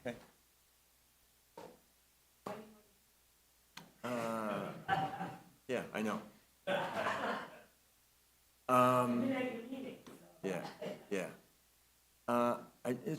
It's my way of giving back. I'm getting to know the ins and outs of how this town works. I'm a committed resident. I have the time. Any other questions from the council? This will be my third year. Third year? Any other questions? Thank you. All right, so I'll start with Mr. Elzaybeck, requesting reappointment 7/15/2030. Any counselor like to make a motion? Since this is a reappointment, we do not need to waive our policy. If not, I would like to make a motion to reappoint George Elzaybeck to the zoning board for a term ending 7/15/2030. Second. Motion been made and seconded. Any discussion? Hearing none. All in favor? Unopposed. All right. Next up is Mr. Schober. Motion to reappoint Edwin K. Schober, junior, 124 Long Pasture Way, as the first alternate on the zoning board for a term ending 7/15/2026. Motion been made and seconded. Any further discussion? Hearing none. All in favor? All right. Congratulations. You're back on. Leave? We'll retract that vote. All right, next up, Economic Development Commission, 5-member board, 4-year terms, 2 vacancies. Renee Jones, 161. Highland requests reappointment to 7/15/2029. Oh, by all means.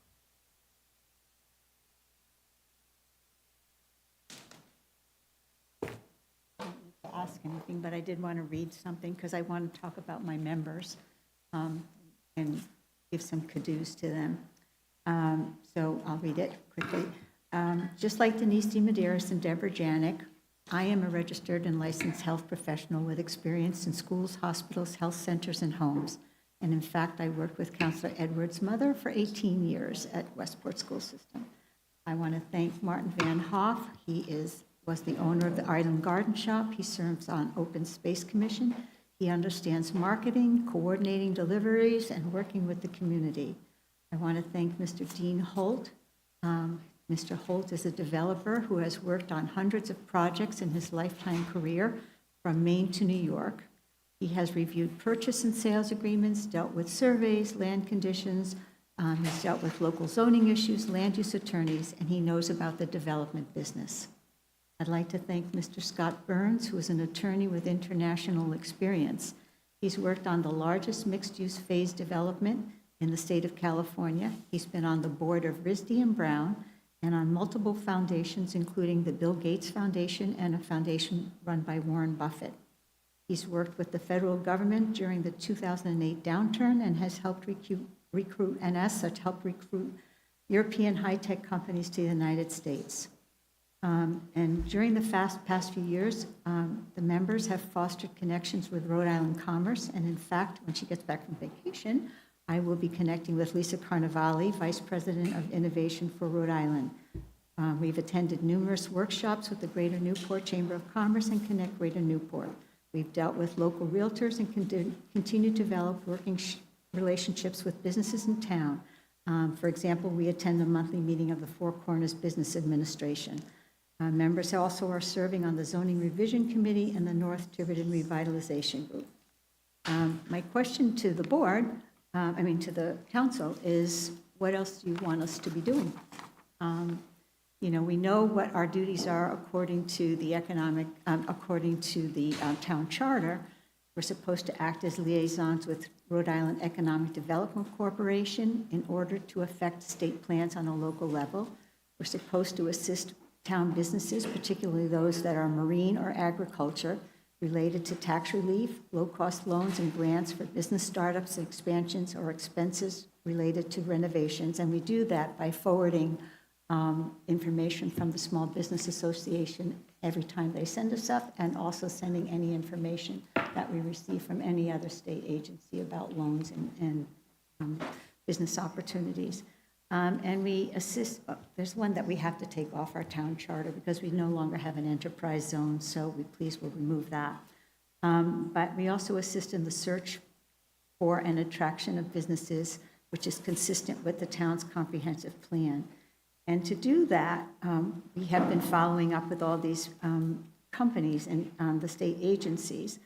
And one of the things that I want to talk about is that as business land becomes more scarce, especially with the state push for bringing in blue economy jobs in Rhode Island, we now have a blue economy business in the town of Tiverton. It's in the Manchester building. We are excited by the interest in our business park. We have been hearing more and more people, the word is getting out that we have a business park, and people are starting to look at Tiverton's business park because land is tightening up elsewhere. And one of the things that the town has, the state has done is to highlight and to focus on the blue economy. So things like the Manchester building being sold to Vatnan, which is the semi-autonomous or autonomous underwater vehicle company. Those are the types of things that the state is trying to get in, and I think it makes sense to dovetail with the state because those are the things that people are trying to get to the state of Rhode Island, and that's where we're going to get that kind of, we're sort of dovetailing with them. But in the comprehensive plan, the EDC is specifically tasked with partnering with state and local agencies, including Commerce Rhode Island and Newport Chamber, to assist with marketing available space to maximize economic opportunities in the Tiverton Business Park. And based on the land use element of the comprehensive plan, the business park should be allowing uses that are compatible with the environment, the surrounding area, minimizing conflict between residential and industrial uses, and evaluating industrial land to make sure that there's no impact on the Stafford watershed to assure that the uses are compatible with and minimize risk to the drinking water supply. That's what we have to follow. We're following those guidelines because that's what's in the comprehensive plan, and that's what we're required to do as an economic development. And so we feel very strongly that the town must fully evaluate the impact any new businesses that any new businesses will have in the business park. We should be aligning ourselves with the state goals to bring in marine-related, high-paying research jobs like they are doing on Aquidneck Island, which is a conference that I just went to about a month ago.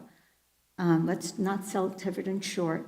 Our kids will thank us for us, and so will our grandkids. We need to be looking towards the types of businesses that will bring in high-paying jobs that will be good good for our town. And that's all I have to say. So now you can decide whether you want me or not. Any questions from the council? Councilor Burke. Not a question, and I'll make a motion after this if I may.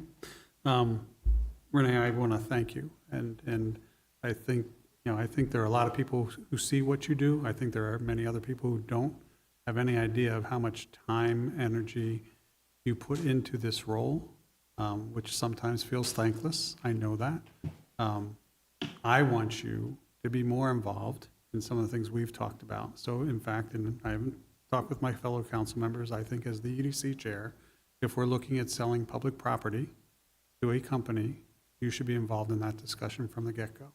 Well, I think we have, one of the reasons I read the backgrounds of all the people that are on the board is that we have people who have experience, years of experience in development and in business dealings, and it's a resource to the town. I think that we should not overlook.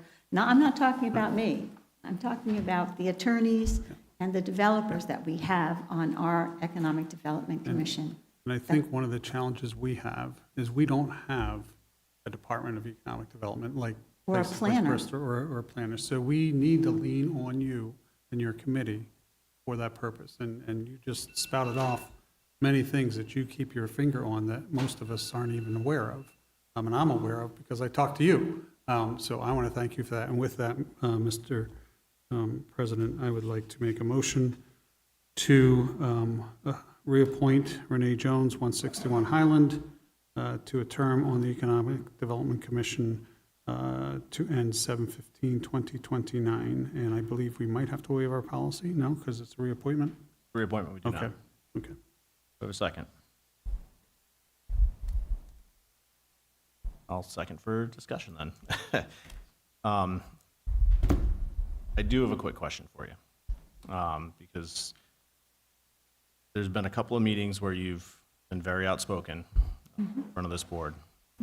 Would you say you're satisfied with the level of information flow from your committee that comes to the council and also back down to your committee? My committee counts on Mr. Burke because he comes to our meetings, to share that information with you. You do get copies of our minutes. Mr. Paul is also a member and can come to any meeting. I have no problem talking to anybody that wants to talk to me about it, what we're doing. I do wish that there was more interaction between the EDC and the town council. The example is just now, I'm talking about this issue with the new business that's looking to come into the town. I have some concerns about that because I have been beating the bushes for years to talk about this industrial park, and I have been asking for help with coming up with plans for the industrial park. I have made recommendations that have not been followed through, things that if we had done, we would have had a better fix on what we could have done, or even just talking about the lots. We were talking about the lots. That was one of the things that we were concerned about, the size of the lots and how that didn't make sense, and that we should have had somebody come in and look at the land, literally look at the land, determine what was wetland, what was buildable. We did, Renee, we did. I've been on the council for 12 years. We I did know, do but that. we needed to do it again because what's happened is the lots are very small. And so what we wanted to do was have somebody take a look at it again so that we could talk about combining some of those And lots. that's why we are doing that. Right, I'm glad. That's what I'm saying. I'm saying I'm glad we are doing that. Yeah, But that's what we are doing. So But we that's did- something that We did take that recommendation. Thank you, and that's something that I recommended a while ago. And I'm not, I just feel like those are the types of things. I also would like to have more back and forth from the town council. What else do you think we should be doing? Councilor Chabot. To be honest, I'm not 100% sure. I'm new to the council, I'm learning. I'm not 100% sure of, I think I have an idea what your committee is supposed to be doing. Me personally, I haven't got any information back from the committee, either through Mr. Burke or David Paul on the plan, the goals. What I see a lot is if something doesn't go right or you don't like the project that's going, I believe you get very upset and you come back in public and you blame the council for not giving you information. I don't know the process. I don't know if we're supposed to be giving you that information. I don't know, like Mr. Burke said, Councilor Burke said that we should be looking more to the EDC to have you involved more. I'm not 100% sure, but I just don't like when the council gets put, I think it's happened at least twice now, when there's a project out there, and then you get a little upset and you come back and blame you don't have any information on what's going on because of the town council. Well, That's just a downfall. That's just something that I see. No, I think my concern has been that what happens is there are, as I said, we have people that have a lot of experience in development and a lot of experience, attorneys reviewing the types of paperwork that the town has to go through. And I know we have an attorney, but it's no problem. I think having an extra set of eyes on something is to your benefit, not to your, not saying anything against him. But Denise, if you have a question in the hospital, you go to another nurse to make sure that, I have a question, should I check this out? You do that. That's all I'm asking for. I'm asking for the ability for, giving you the opportunity to have some of the people that have a lot of expertise in development to use it. Why not? They're there. That's all I'm asking for. And I'm not upset. I'm trying to clarify what I think we can help the town with. And in other towns, what happens is the Economic Development Commission works very closely with the planner. We don't have a, which we desperately need. We don't have a plan. So that's the kind of back and forth that happens in other towns. I've checked with other towns. You know, where does the EDC, and if you go to any town on Aquidneck Island or Bristol County, everybody does it a little bit differently. Believe me, I've spoken to just about all of them in terms of what do they do, what does the EDC do, and depending on the size of the town and the budget that the EDC has, they do a lot of different things. Has the EDC brought back a major developed a business or somebody to come in? Have they secured somebody to come into what fits our needs, or is it just going to meetings? Like, what was the biggest thing that the committee has secured for the town of Tiverton as far as business? Well, what we have been doing, let me explain something. Business in Tiverton has, one of the things that we've been trying to do very hard is to contact the businesses in Tiverton, because Tiverton has a terrible reputation for business. If you go to business, if you go anywhere, the first thing you will hear about Tiverton is that Tiverton is not business friendly. So for the past few years, I have been going to these meetings precisely for that reason. That's what I've been doing. Going to these different meetings and speaking up for Tiverton, explaining what we have available, that we are business friendly, that we'd be willing to work with businesses. And that's what I've been doing a lot of, because I have had to deal with Tiverton's reputation as a not business-friendly town. You've all heard it. I'm not the only one that's saying that. That's our reputation. I don't disagree with that statement. We are very business unfriendly, but we're creating our own problems. And I feel as though we're creating our own problems within planning, zoning, and the building department, how unfriendly we are. I'm not saying we need to give the farm away, but we make it very, very difficult for somebody to come in and buy some land and do a development. We make it astronomically difficult. The process is over the top. You know what, I do want to answer that, because that is a really good point that you bring up.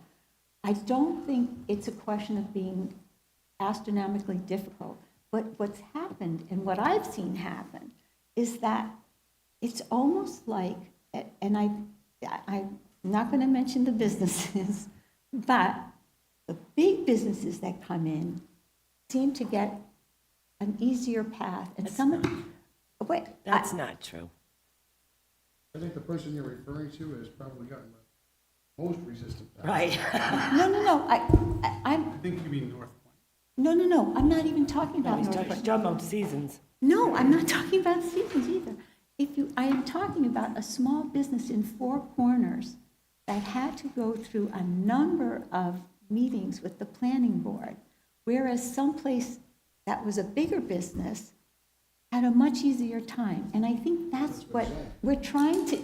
And that's the point of being unbusiness friendly, that Exactly. we need change. We need to change the process. We need to figure out how to do it. Thank and you. we're not doing it. Thank you. No, but what, I don't think any business is getting an advantage here. I think No, it's no, difficult but for it's- everybody.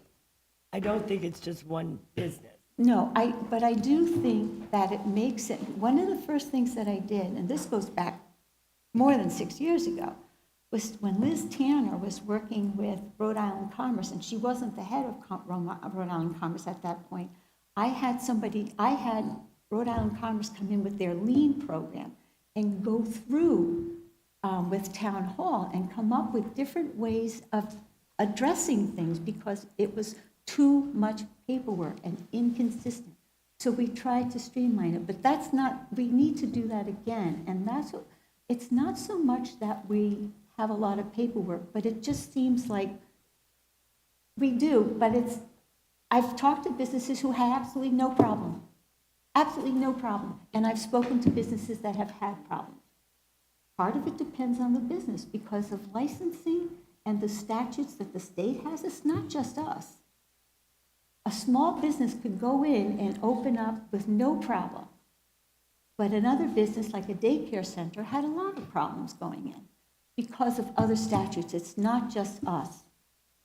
But we do have state things that we have to deal with. And that's, I mean, but I still think you're right. I think we need to look at streamlining what businesses have to go through and making it clear to everyone. One of the first things I did was to come up with a pamphlet that we keep at town hall because people didn't know where to go first. And that's been there for, how many years has that been there? We're revising it now. But that was the first, it was exactly for that reason. People didn't know where to go first. So, go ahead. Hit me with the next one. Go right ahead. Councilor Paul. My quick question, you Sure. had made the comment about the business unfriendly Tiverton, and I believe I touched base with you by email on this. Yeah. I have a ton of respect for committees, commissions, the volunteers. In addition to all this and other things I do, I volunteer a ton. So it has nothing to do with that, but has anybody from EDC or yourself visited any of the 1, 2, 3, 4, 5, 6, 7 new businesses that have opened up in Tiverton in the last 6, 7 months? I've visited, well, I went to Borderline, but they weren't there. I went to the Yellow House and spoke to them twice. I've spoken to, which are the other ones you have? I'm trying to remember. I haven't gone to Forza. I haven't gone to Forza down on Four Corners. There's Soul Juice, Mediterranean Pizza. But you know, can I ask you something? Can I tell you, the boutique up in North, I went and she has strange hours. But can I tell you something else? That brings up another issue that I would like some help with, because businesses open, and unless I literally am driving on the street where they are, I get no notification that a business has been opened. There's nothing that tells me. Social media is the only way I see it. Yeah, No, I know, but when they actually open though. but I don't get that information. That is something that I would dearly like to figure out, if there's a way that we could do that from the town, whatever they have to do first. That should be part of economic development. Exactly. You should have grand openings with these people. Well, I should know that they're even opening, but that's- I don't know that's- that they're open. That's all part of economic development. But they don't, Greg if they stole don't. my thunder. What have we brought into this town? I've been on councils before, prior councils, and I looked at economic development, and my one thing is, what have we brought into Tiverton from economic development? What can you hang your hat on that I don't says, know. I brought this in to Tiverton, The Rhode Island? $30,000 grant that I never got, that nobody ever used? I brought that in. Where is it? Mr. President? Maybe you can ask The Mr. $30,000 grant, the council at the time did not help her follow through with. Renee goes to businesses almost every day and tries to invite them in. She's been pounding to get email addresses to be able to keep them informed. Her committee has done similar things. They are one of the most active, I'm not saying that they're the most active, but No. they're one of the most active commissions in this town. But I will be honest, we don't give them enough support to be able to do their job effectively. And part of that is not having a full-time planner. Because that relationship. Do you know that the town, when I started this, the town did not have a business list? The state did not have an email list. There are over 600 businesses in the town of Tiverton. I have an email list of about 230 that I have gotten myself, going to businesses, asking them for their emails, going to the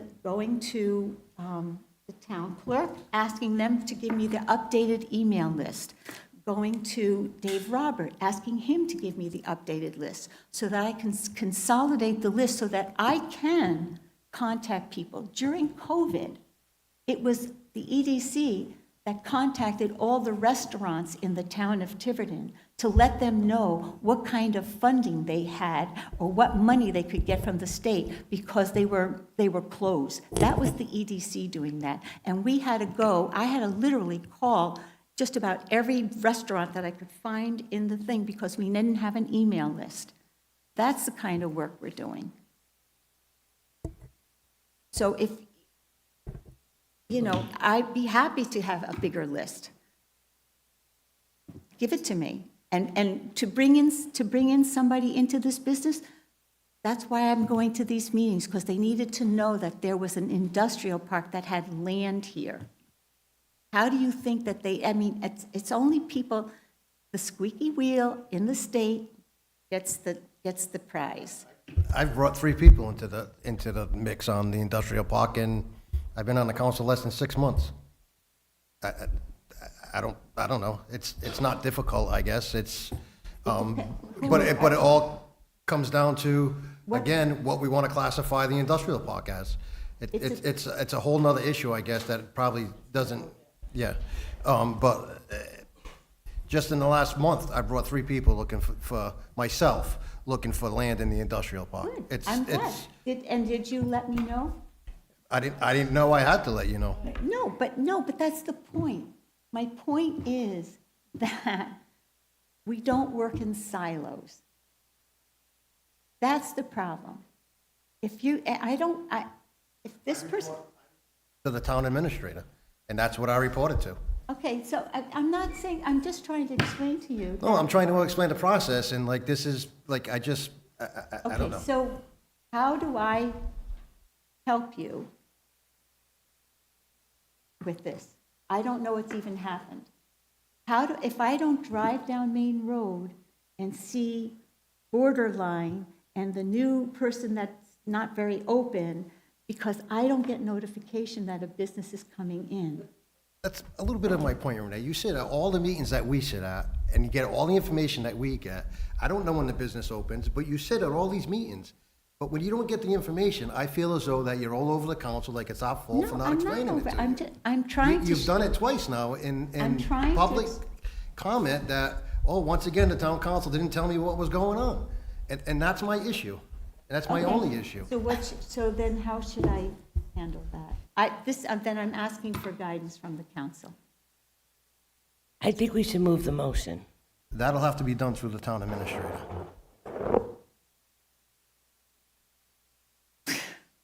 Sure. Are you guys prepared to get us the final report on August 1st for the North Tiverton redevelopment piece? That's being handled by Ashley Sweet. Okay. We'll have the recommendations, which is what the thing says. The full finalized glossy report will be a little later. But like the actual. The full glossy, pretty pictures will be a little later, but we'll have the Okay. recommendations. But like it'll be basically done at that point? Yeah. Okay. So I would like to ask one question then, finally. I mean, it would be helpful for me if the town council had some specific suggestions for where they think the economic development should be going. I did this at the last time I was reappointed and didn't get a lot of guidance, so we did what we were going to do, but Just to add to what, you pretty much read us the description of what economics or duties and jobs or tasks are. But I just wanted to point the other thing out though too, and Councilor Chabot mentioned it. The committee chairs, and this is something that Council President and I have been discussing, the committee and commission chairs answer the administrator, not the council. We, as liaisons, which is something that's gonna be figured out and defined, there's only so much control or say that we have. Here's another example. We're talking about communication back and forth. You know, when I found out about Manchester, after the last meeting, after the meeting outside, yeah, I never knew about Manchester. I didn't find out about it either until it was already coming in. So one of the things that I had done several years ago was to have, to call a meeting for the boards and commissions, because I also think that it's important that we share information among the boards and commissions. I wanted to do that again, but not sure. Could follow up with that. Any other questions, or we can go to a vote? You don't have to, maybe I'll just. No. All right, so the motion on the floor is to reappoint Renee Jones to a term ending 7/15/2029 to the Economic Development Commission. All those in favor? Opposed?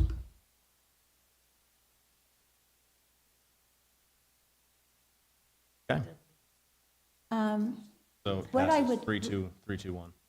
What I would like to do is ask people who have had concerns about my performance to meet with me so that I can talk to them. I'd be happy to meet with Mr. Perry, with Mr. Comito, to talk about what else I should be doing or what else the EDC should be doing. Or if there are other concerns, we don't need to take up any more time, but I'm more than happy to talk with them. So, Ms. Jones, perhaps we can do this. I'll reach out, we can schedule a workshop, and we can get your entire committee together with the council. Whatever, at the pleasure of the council. All right, thank you.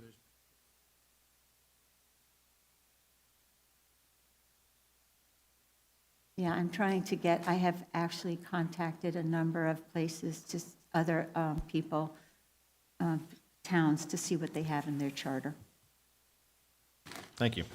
All right, next up, Conservation Commission, 7-member board, 3-year terms, 3 vacancies. Zach Garrett, 30 Edmund Lane, requests appointment to 4/15/2028. Mr. Garrett here.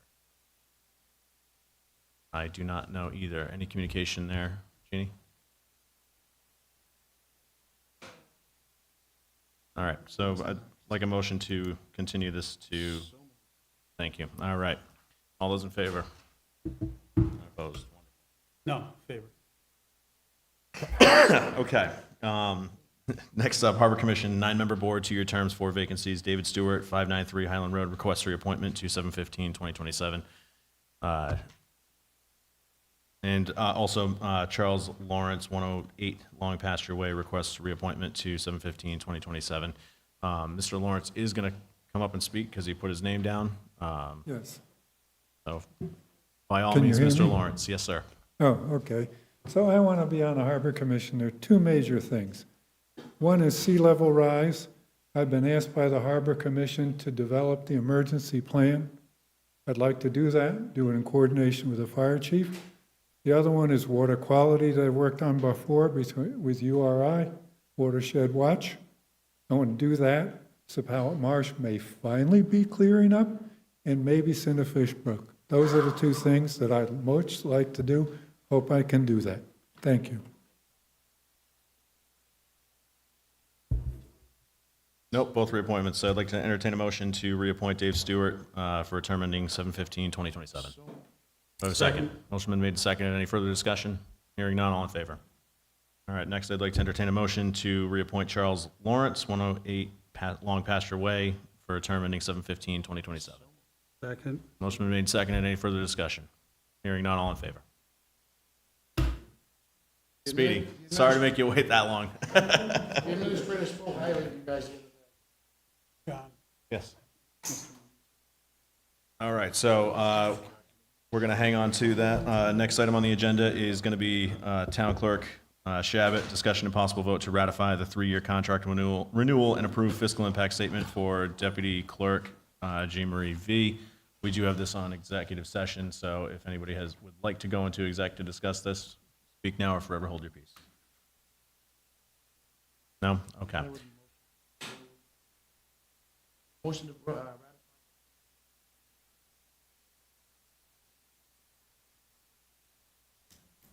Motion been made and seconded. Any further discussion? Just that she does a wonderful job. Thank you, Appreciate her very Jeannie. much. All right. All in favor? Not opposed? Yep. Mr. Moniz, I'm going to come right back to you in 1 second. So, Council President Edwards, update on meeting of working group for the School Department FY25 budget. This has been scheduled, unfortunately, due to vacations. It has been scheduled on August 5th. So we'll be meeting with the schools to come up with what their plan is to repay the town for the deficit, because we have already paid for the deficit, and prevent growing the deficit. Good point. And then we'll be back to this body to ratify, hopefully, for the 8/12 meeting. Mr. Moniz, we're going to come back to you. Semiquinentennial Chair, update on commission activities.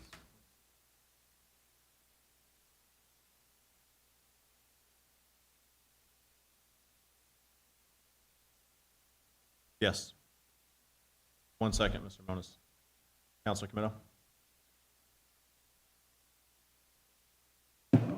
Can you go back to C and explain that just once again? This is a work group between, So this is going to be, the work group is myself, the chair of the school committee, our respective lawyers, respective finance, so Madam Treasurer will be in the room, and our respective administrators. what about like the liaisons that go to the school, like, isn't Mr. Perry? I don't know who else is. Would he also be part of this committee or be invited to this? I mean, No. No, this is to, I'm just asking, so, Mr. Perry. I mean, I didn't know, just being the liaison, I just think it's important that, yeah. I don't know how this is put together, I just, It's basically, it's no different than walking into the administrator's office and as you as a counselor sitting down and talking to the administrator and the treasurer happens to walk in. And I mean, if Mr. Perry could be invited, I think he's pretty vocal about the school department. I would love to be there. All right, we'll talk. You're invited. I love the school department. Mr. Moniz, Yay. a brief update, if you will, on the Quincentennial Commission. Well, I'm trying to be short as possible. I'm glad we're here in a nice, cool, refreshing room, and I'm in the hot seat from the previous speaker. But anyway, the purpose why I'm here is to give the Tiverton 250th Celebration Commission report. Under the premise of Resolution 2024-1, which was passed January 8, 2024, under item 4F, which I'll read quickly, but not everything, the commission shall prepare within 6 months of its creation a report with its recommendations for approval and adoption by the Tiverton Town Council of the ways the town of Tiverton can assist the Rhode Island Semiquinentennial Commission and how the town of Tiverton can implement celebration of the 250th anniversary. I'll stop there on that. So next year, year 2026, on the 4th of July, the nation will celebrate the 250th year of the signing of the Declaration of Independence. I'm stating this for the general public because I guess you guys know all about this already, but most people in the general attendance are not aware of this celebration coming up, especially under that title. It was for that purpose that the Tiverton Semiquinentennial Commission was established, as well alike commissions throughout the state of Rhode Island and the nation. The goal is to have these commissions to note the happenings of the founding of our nation brought through celebratory events and gatherings. The Tiverton Town Council last year formed the 250th Semiquinentennial Commission, consisting of 9 members, 6 from various committees, commissions, and 3 members from the general Tiverton electoral population. What's that, please? The DPW director just we were worried he was going to leave before, but Well, I think you should pay attention to this report, though. You can't listen and talk at the same time. Please I continue, don't want to Mr. get in an Moniz. argument with you. No, I can't be brief. I'm going to give a report. Please, I can't be interrupted, though. all right. Mr. Moniz, please Yes, continue. I like to get going on this, so I've been here for a long time. Okay. I told you about the memberships. Under the makeup, as stated in the town resolution to form the 250th Commission, it has imposed a difficulty to obtain a quorum for its meetings. Working under those conditions, the Commission has, of today, created an appropriate list of events and activities to note the historical events that the nation will honor next year. The following list is based on the consensus of opinion of the Commission members. A, associated events. Planting of 2 trees, red maples, at the town hall, known as George Washington and Ben Franklin, that's the trees. This will be under the auspices of the Tiverton Tree Commission and the 250th Commission, myself. 2, a new flagpole at the Town Hall, ground improvements, Town Administrator Patrick Jones. 3, Secana Bridge lighting, we'll try to get it lit full week of July 4th. This is under the Rhode Island Bridge and Turnpike Authority. Various events, displays, and lectures, Tiverton Library, multiple occasions. The Tiverton Library Director and staff will be handling this, and there is a handout which I gave to the clerk office, and she'll get a copy of that to each of the members of you, so I don't have to read all the events they plan, and it saves some time. Okay, a permanent commemorative locations potential. Mount Hope Bay Greenway, Liberty Trail Bike and Pedestrian Pathway. That'll be hopefully under the Rhode Island DOT and the Rhode Island 250th Commission, which I brought to their attention recently. And then on to move on that aspect of that idea, Coastal Reserve, Linear Park, Mount Hope Bay, Town Administrator, and Open Space, Brian Jones. B, the 250 Commission Plan events in progress. Red, white, and blue. Okay, good. Promoting the community to participate in flying the U.S. flag and other colors of our flag throughout the town, which I see there has been a progress on that. I see a lot of flags being flown now, and hopefully that will continue on to the next year. That's the commission will be responsible for that, and the public. Raising of the Liberty pole, I should say, not the pool, June 14th of next year. That is a colonial tradition of establishing a gathering. Hopefully we'll have a speaker and musical event, and that's basically I'm responsible for that event and in the commission. 3, historical scavenger hunt. Open participation to all long-term events. Again, that's the 250th Commission and Jen Landock High School students. Jen Landock is the teacher from that school. Patriot Night, a student display, Tiverton Middle High School, February 4th, 2026. And that's the commission again, but the main owner of that project is Christine Costa, the middle school teacher, and the students. Number 5, a time capsule, prosperity items for the future. Again, that's the commission and the town hall administrator. 6, historical calendar, tentative, monthly calendar, town locations, historical locations, Nanine Messier Arts Council. 7, the Liberty Tree, planting the red maple at the Tiverton Middle High School, April 2026, the year, sponsored by the Rhode Island 250 Commission and the 3 Commission. And number 8, others. We still probably have some other events that we probably can get in there. If somebody comes up with good ideas, I receive an idea from the Town Council President tonight. We'll see if we can work on that too, which I'm not going to discuss at the moment. Okay, C, footnotes. All the above is tentative and in progress, awaiting confirmation and from the requestees. 2, subject to change, additions, and deletions. D, participation and invitations. All are welcome, local citizens and surrounding town residents. Town council members, town administrative staff, and employees, board and commission members are honored guests. Submitted by Peter Moniz, today's date. Thank you, sir. Would it be possible to get a copy of that to the clerk? So they can be It's a distributed? verbal report. I Okay. asked for which way you want it, and I didn't get a response, so I asked for, you want a verbal or a written? Nope, so I'm going to do a verbal. Please. You got this? You ransacked my computer? I don't remember sending this out. He's steering my mind. Oh, okay. Well, that might be, but this is the report. What?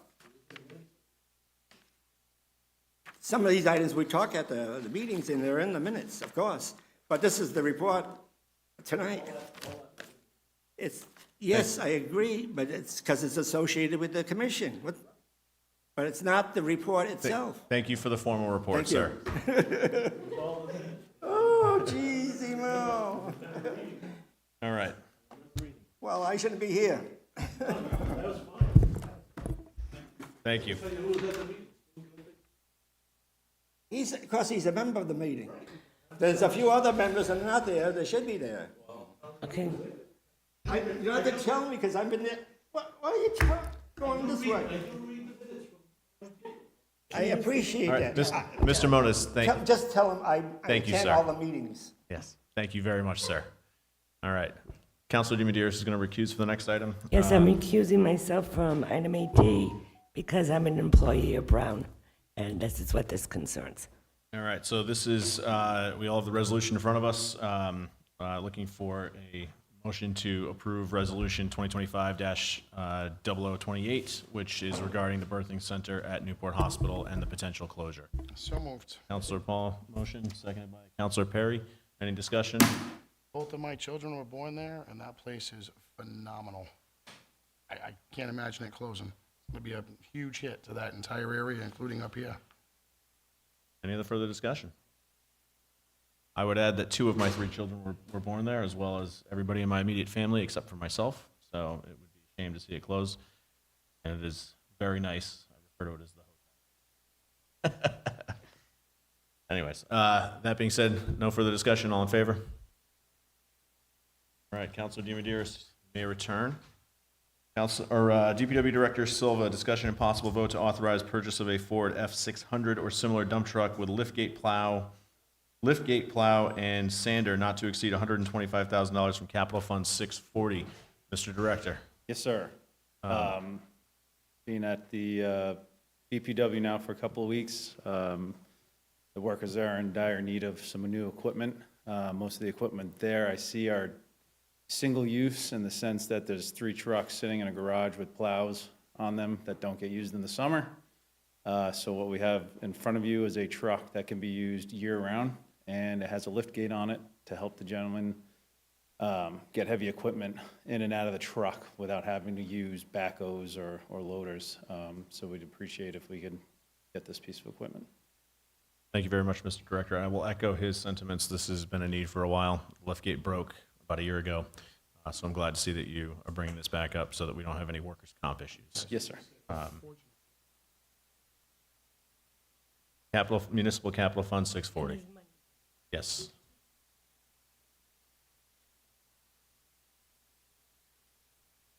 All right, so we'll be down to 100 after that. Okay. With that, I'd like to entertain a motion to authorize the director to purchase said vehicle. Second. Motion been made and seconded. Any further discussion? Councilor Comito. I thought that account had more than that in it. Did I read it somewhere? This is the The special. 640? This is the special capital. But we allocated a bunch last meeting. Yeah. That's what I'm Last thinking meeting, of. yeah. The 500 is what I was Yes. That's All the- right. Any further discussion? You win it. Hearing none. All in favor? None opposed. Thank you, council. Thank Much you. appreciated. Thank you, Mr. Thank you Director. for staying tonight.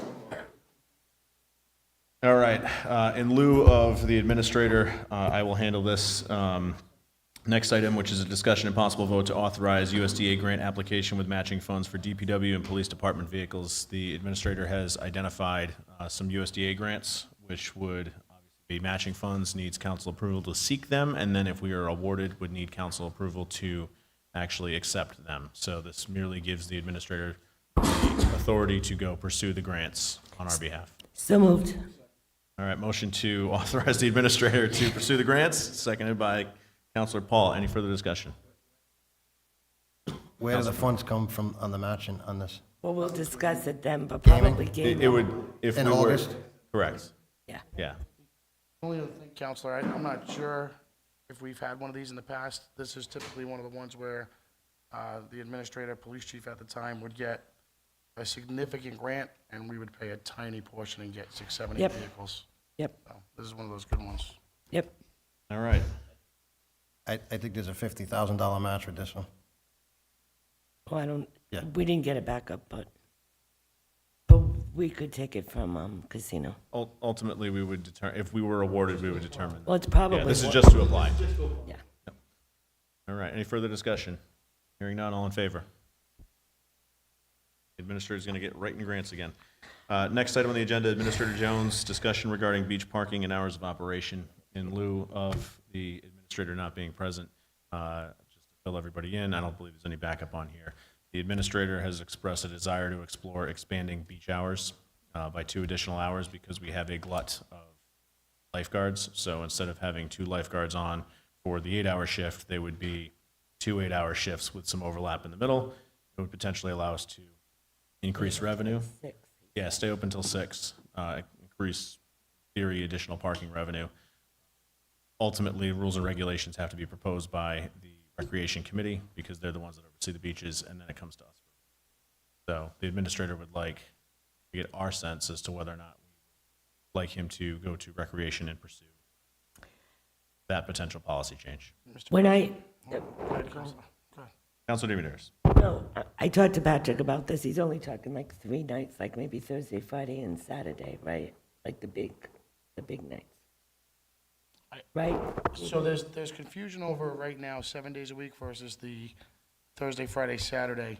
The discussions I've had with the beach liaisons, with Recreation, as well as the Administrator, 4 o'clock to 5, 6, 7, our lifeguards walk out the door at 4, and the beach is packed.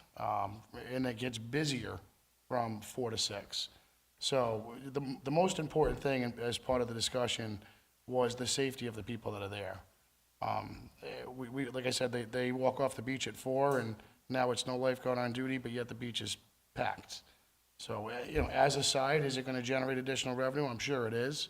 But as it was stated, the amount of lifeguards we do have now, which is fantastic, the service that we can provide by keeping the bathrooms open longer and providing those eyes on the beach for safety purposes, it's a good thing. So even though the Administrator is not here, I believe we've at least given him consensus. So we'll have those conversations. Perfect. Yeah, I'll add to that. There was an incident on Friday at Fogland Beach. Off-duty Fall River, or former Fall River firefighter, and a couple nurses were initially in the water for it, but the lifeguards did assist. The AED was deployed but not used, but essentially it was a fantastic job done by all, including our young lifeguards. Good. So. Next item on the agenda, Administrator Jones' discussion and possible vote to authorize increase in life insurance coverage to $100,000 for the Town Clerk and Treasurer to be consistent with department heads. Again, the Administrator is not here. I would be happy to speak on his behalf. What do they get now? They get $50,000. They are the only 2, I believe, in town that are at $50,000. Change in premium would be nominal, maybe a couple of bucks a year. Second. Okay, motion been made and seconded. Any further discussion? Hearing none, all in favor? Okay, next item, Mr. Marcello, Solicitor. Well, I'm actually pitching for the Administrator. So Ms. Anderson, who I think is here, has been asking the Administrator to forward something to the council regarding the demolition ordinance, which I think was historically, maybe Ms. Anderson can fill me in the blanks here, but I think they have tried to extend the time that we currently allow people, before a demolition permit is issued, or let me restate that. After a demolition permit is issued, there's some interest in extending the time period for which no demolition could happen during that period. I haven't done a lot of research into it, but I think a prior council, a prior committee had submitted something to the council. I know Deb Janik's been working on this as well. She's called me, but she can't make it tonight. So we're just here to have a general discussion about where the council wants to go, to the extent that you want to extend the period for which a person cannot demolish a house that may be considered historic. We'd probably have to seek special legislation for that from the General Assembly. I would note that most of the towns that do have or allow a greater period, I think we allow 90 days. It happens under historic zoning, which we do not have in the town. Mr. Solicitor, I have a quick question. Yeah. And actually for Ms. Anderson, thank you, by the way, for the diligence. By the way, it was Councilor Burke who originally brought this at the prior council to our attention, so thank you, Councilor. He will be But he's right back. leaving. On that note, he's out. My question for you is, I understand the issues that happened in town, Lafayette House, obviously, we had egg on our face. Could we solve some of the problems without having to go approach the General Assembly to get special legislation for a longer cooling off period, and instead improve communication flow and ensure that when one of those properties comes in, that you are notified promptly? All right, so the problem was, apparently the General Assembly never saw our 90-day. It didn't have to, did they? We never got an approval from the General Assembly. We never got any legislation from the General Assembly for that 90-day that we've had for 20 years. So we're essentially doing something illegal. Exactly. I'm glad that we just said this on TV. We don't have any demolition ordinance at all. Okay. Well, the state building No. code would determine what Yeah. the demolition permit has to be held for. So there is a period of time, I believe. But those are the issues that we have to explore, but yes. Yeah, but it was, according to, so we met with Preserve Rhode Island, who does this all the time. And what they said is you have to go before the General Assembly to let them be aware, to give you legislation in order to get some kind of a demolition ordinance. So we didn't have any. That's So just a this condition of- demolition ordinance, That would be different than the state building code. So the building code, Right. state building code has a provision about demolition. You Right. go to a demolition permit. The cooling off period is something that we'd have to get Right, special permission for. so what I did was I created this demolition ordinance, which takes care of all demolition, even if it's a new building versus an old building, because there's different things. And this was taken, I took a lot of it from the one that Pawtucket has. I also took one from another town. I bounced it by Preserve Rhode Island, who has done these. They do this all the time. And so it's been by them twice. It's been revised, and so now we have something that, no matter if it's 1970 or 1870, there's a procedure as to exactly what to do. There's a definition of exactly what a structural, significant structure is. But my question is, why do we have to why can't this just be a historical building instead of, Because we don't have any demolition permit at all. but don't we have it in the building code, Mike? Yes, we do. Yes, we have it in the building I code. think the state building code does have a demolition permit Yeah. application, yes. So Yeah. I just went through this with I think I forwarded some information to the town Yeah. council last week. I just went through asking about what the process is on demolition of a structure, not historical. And doing my research for the C&D. And there is a process that our building official follows right now on whether it's prior to 1978 or whether it's current. He follows two different processes on several steps on how that building gets removed. Yeah. So what I included was a demolition plan, which is going to be for every building. If any portion of a building gets demolished, there's a plan in there, and this is submitted to the building official, to the building department, because right now, I asked them for something. They came up with something, and I said, well, do you have the plan? They said, no.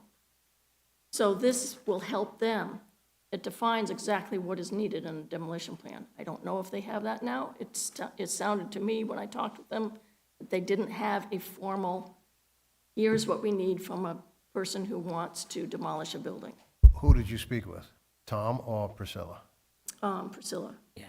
You need to speak with Tom. I know, but he wasn't there. Okay, Yeah, but I'm just saying, Tom- he has a Tom- plan.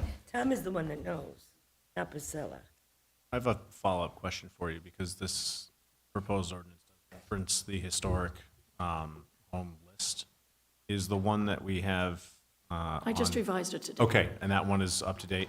I This isn't- revised it today. I will be forwarding it to the building department, yeah. But this isn't the state's list. It is the state's list. It also includes others that are not on the state's Yeah, list. so that's another issue, so. That's another issue, though. So, again, this is just discussion, so I just want to be aware, and I'm happy to, I think we should have a roundtable with the building official and Ms. Anderson. The Pawtucket ordinance of which you're referring to is pretty extensive, and I think you got most of it from Pawtucket. They have their law, they have a special law, it says preservation of historic structures in Pawtucket, which was passed separately for Pawtucket, part of their historic area zoning, so it's a special area, but they have their own ordinance, they're authorized to do their own ordinance. Most historic structures are either governed by the Rhode Island State Historical Society or, what's the other, the National Historic Register. Those are historic structures. To the extent that we want to have a local list, that's a policy decision, you'd have to get authorization for the local list to be established, who established it, what criteria they use on it. Right. So that's something that you need to decide as a policy if you want to go in that direction. But Because we don't have a historical district. We have a district, we do not have historical zoning. Zoning, that's what I meant. But some of these houses, My parents' house is on there, as an Yeah. example. And this is just the 2021 list. yeah, but who determines that? And they're painting it, by the way, Yeah. they're doing a nice job. There's a lot of them, there are a lot of them that are from the state, the Rhode Island Historic Preservation and Heritage Commission. I started with that list, and then I went through the tax assessor. I asked him for a list of all the buildings in town that are 1950 or older. Went through every single one, looked at them architecturally, and if they were still viable to, okay, does it look like an 1845? Yes. All right, then it goes on the list. That's not fair to the homeowners that didn't know they were buying. They know how old their property is by the tax assessors. And those that want plaques, because this was happened with our plaque program that we started in 2016. So when I research those people that want plaques, I actually have corrected the state's list, because some of them, they have addresses wrong, some of them, they have dates wrong, some of them, they have the names of the buildings wrong, because they were not the original owners. And I asked the state if they wanted to revise their list. I had all their information, I had them, had all that, and they said, no, we don't have the funds to revise our list. I think we really need to talk about this. Some homeowners, We've had this since 2016. well, I know, and I'm not saying it was correct, that I agree with it. If you're going to, I think, as from a due process perspective, if you're going to make houses that are eligible to be, assuming that we get this legislation passed in the General Assembly and we're going to put a moratorium on demolition for a period, we've got to come up with some open due process where people are noticed that, hey, your house is eligible and, you're going to be put on this list. So that's something you need to consider from. And can they say no if they're not on the Rhode I Island? think, wouldn't you want to have some sort of like tax credit or something? Well, that's part of the historic zoning, but. Yeah. But, these are all big issues that are, worth discussing. It's just that if the town wants to go in that direction, I'm happy to write any ordinance that the town wants me to write. I just got to make sure that, before I spend a lot of time on it, I think Ms. Anderson, in fairness, wants to know if the town is even interested in going in this direction. But I do have a concern about the process of which there's no offense to Ms. Anderson, because I think she knows her stuff, but we can't have one person decide that this house is going to be, on the list. We'd have to have some sort of an appeals process too, I would It's got an think, appeals right? process, or let them, we have to have some process where, Right. she may think a house is historically accurate, whatever, the guy says, well, maybe the outside is, but the inside isn't, or vice versa. Just, again, it's a discussion we need to have. I'm not saying one way is right or one way is wrong, but they may not want it on the list, but I don't know, but that's something for a policy discussion. Well, just so you know, that I revised the list because I'm going to send out plaque letters again to those that don't have plaques. So those people will then know that they are on a list. By the way, we could talk after this. I see one address on here that doesn't have a plaque, but I'll make sure you get back in touch with them. Because I know they want one. Okay. There's 356 on my list, but that includes the ones that have been demolished. President? Counselor? You want to go, Mike? You go first. No, fine. Councilor Camino. So, I think this is pretty deep, but I do think that we should definitely have something to make sure, like the Lafayette House doesn't happen again, some type of control or some type of, I think this is really deep. And, I mean, engineer reports gets expensive for people who are demolishing a house that we already know. And I'm talking a regular house, not just a historical house. I would rather see something more on the historical side of, to make sure that this doesn't happen again, or at least that you get notified and there's a process to follow, whether somebody wants to, I don't think we can ever stop somebody, can we? Like, so the process, or somebody wants to buy it or whatever, I think we should have that process in place somehow, some way to protect some of these buildings, for sure. But some of this other stuff with regular, I mean, I think the building department handles this on a day-to-day now, especially after talking to them last week. So if we can come up with some way of controlling historical buildings, that'd be great. Wonderful. So I think the consensus here is we need to take all the great work that Ms. Anderson has done, maybe determine what the process would be to move forward. And I think it would be worthwhile for us to circle up with our state delegation, because ultimately they're the ones who are going to have to put something forward. I think we should probably have a meeting with our building official too and figure out what the process is now. There is a process to apply for a demolition permit, and I think there is I don't think he has to submit engineering plans, but I know he knows the process. There is a process. But at the end of the, right, at the end of the day, it's, I'll write anything you guys want me to write.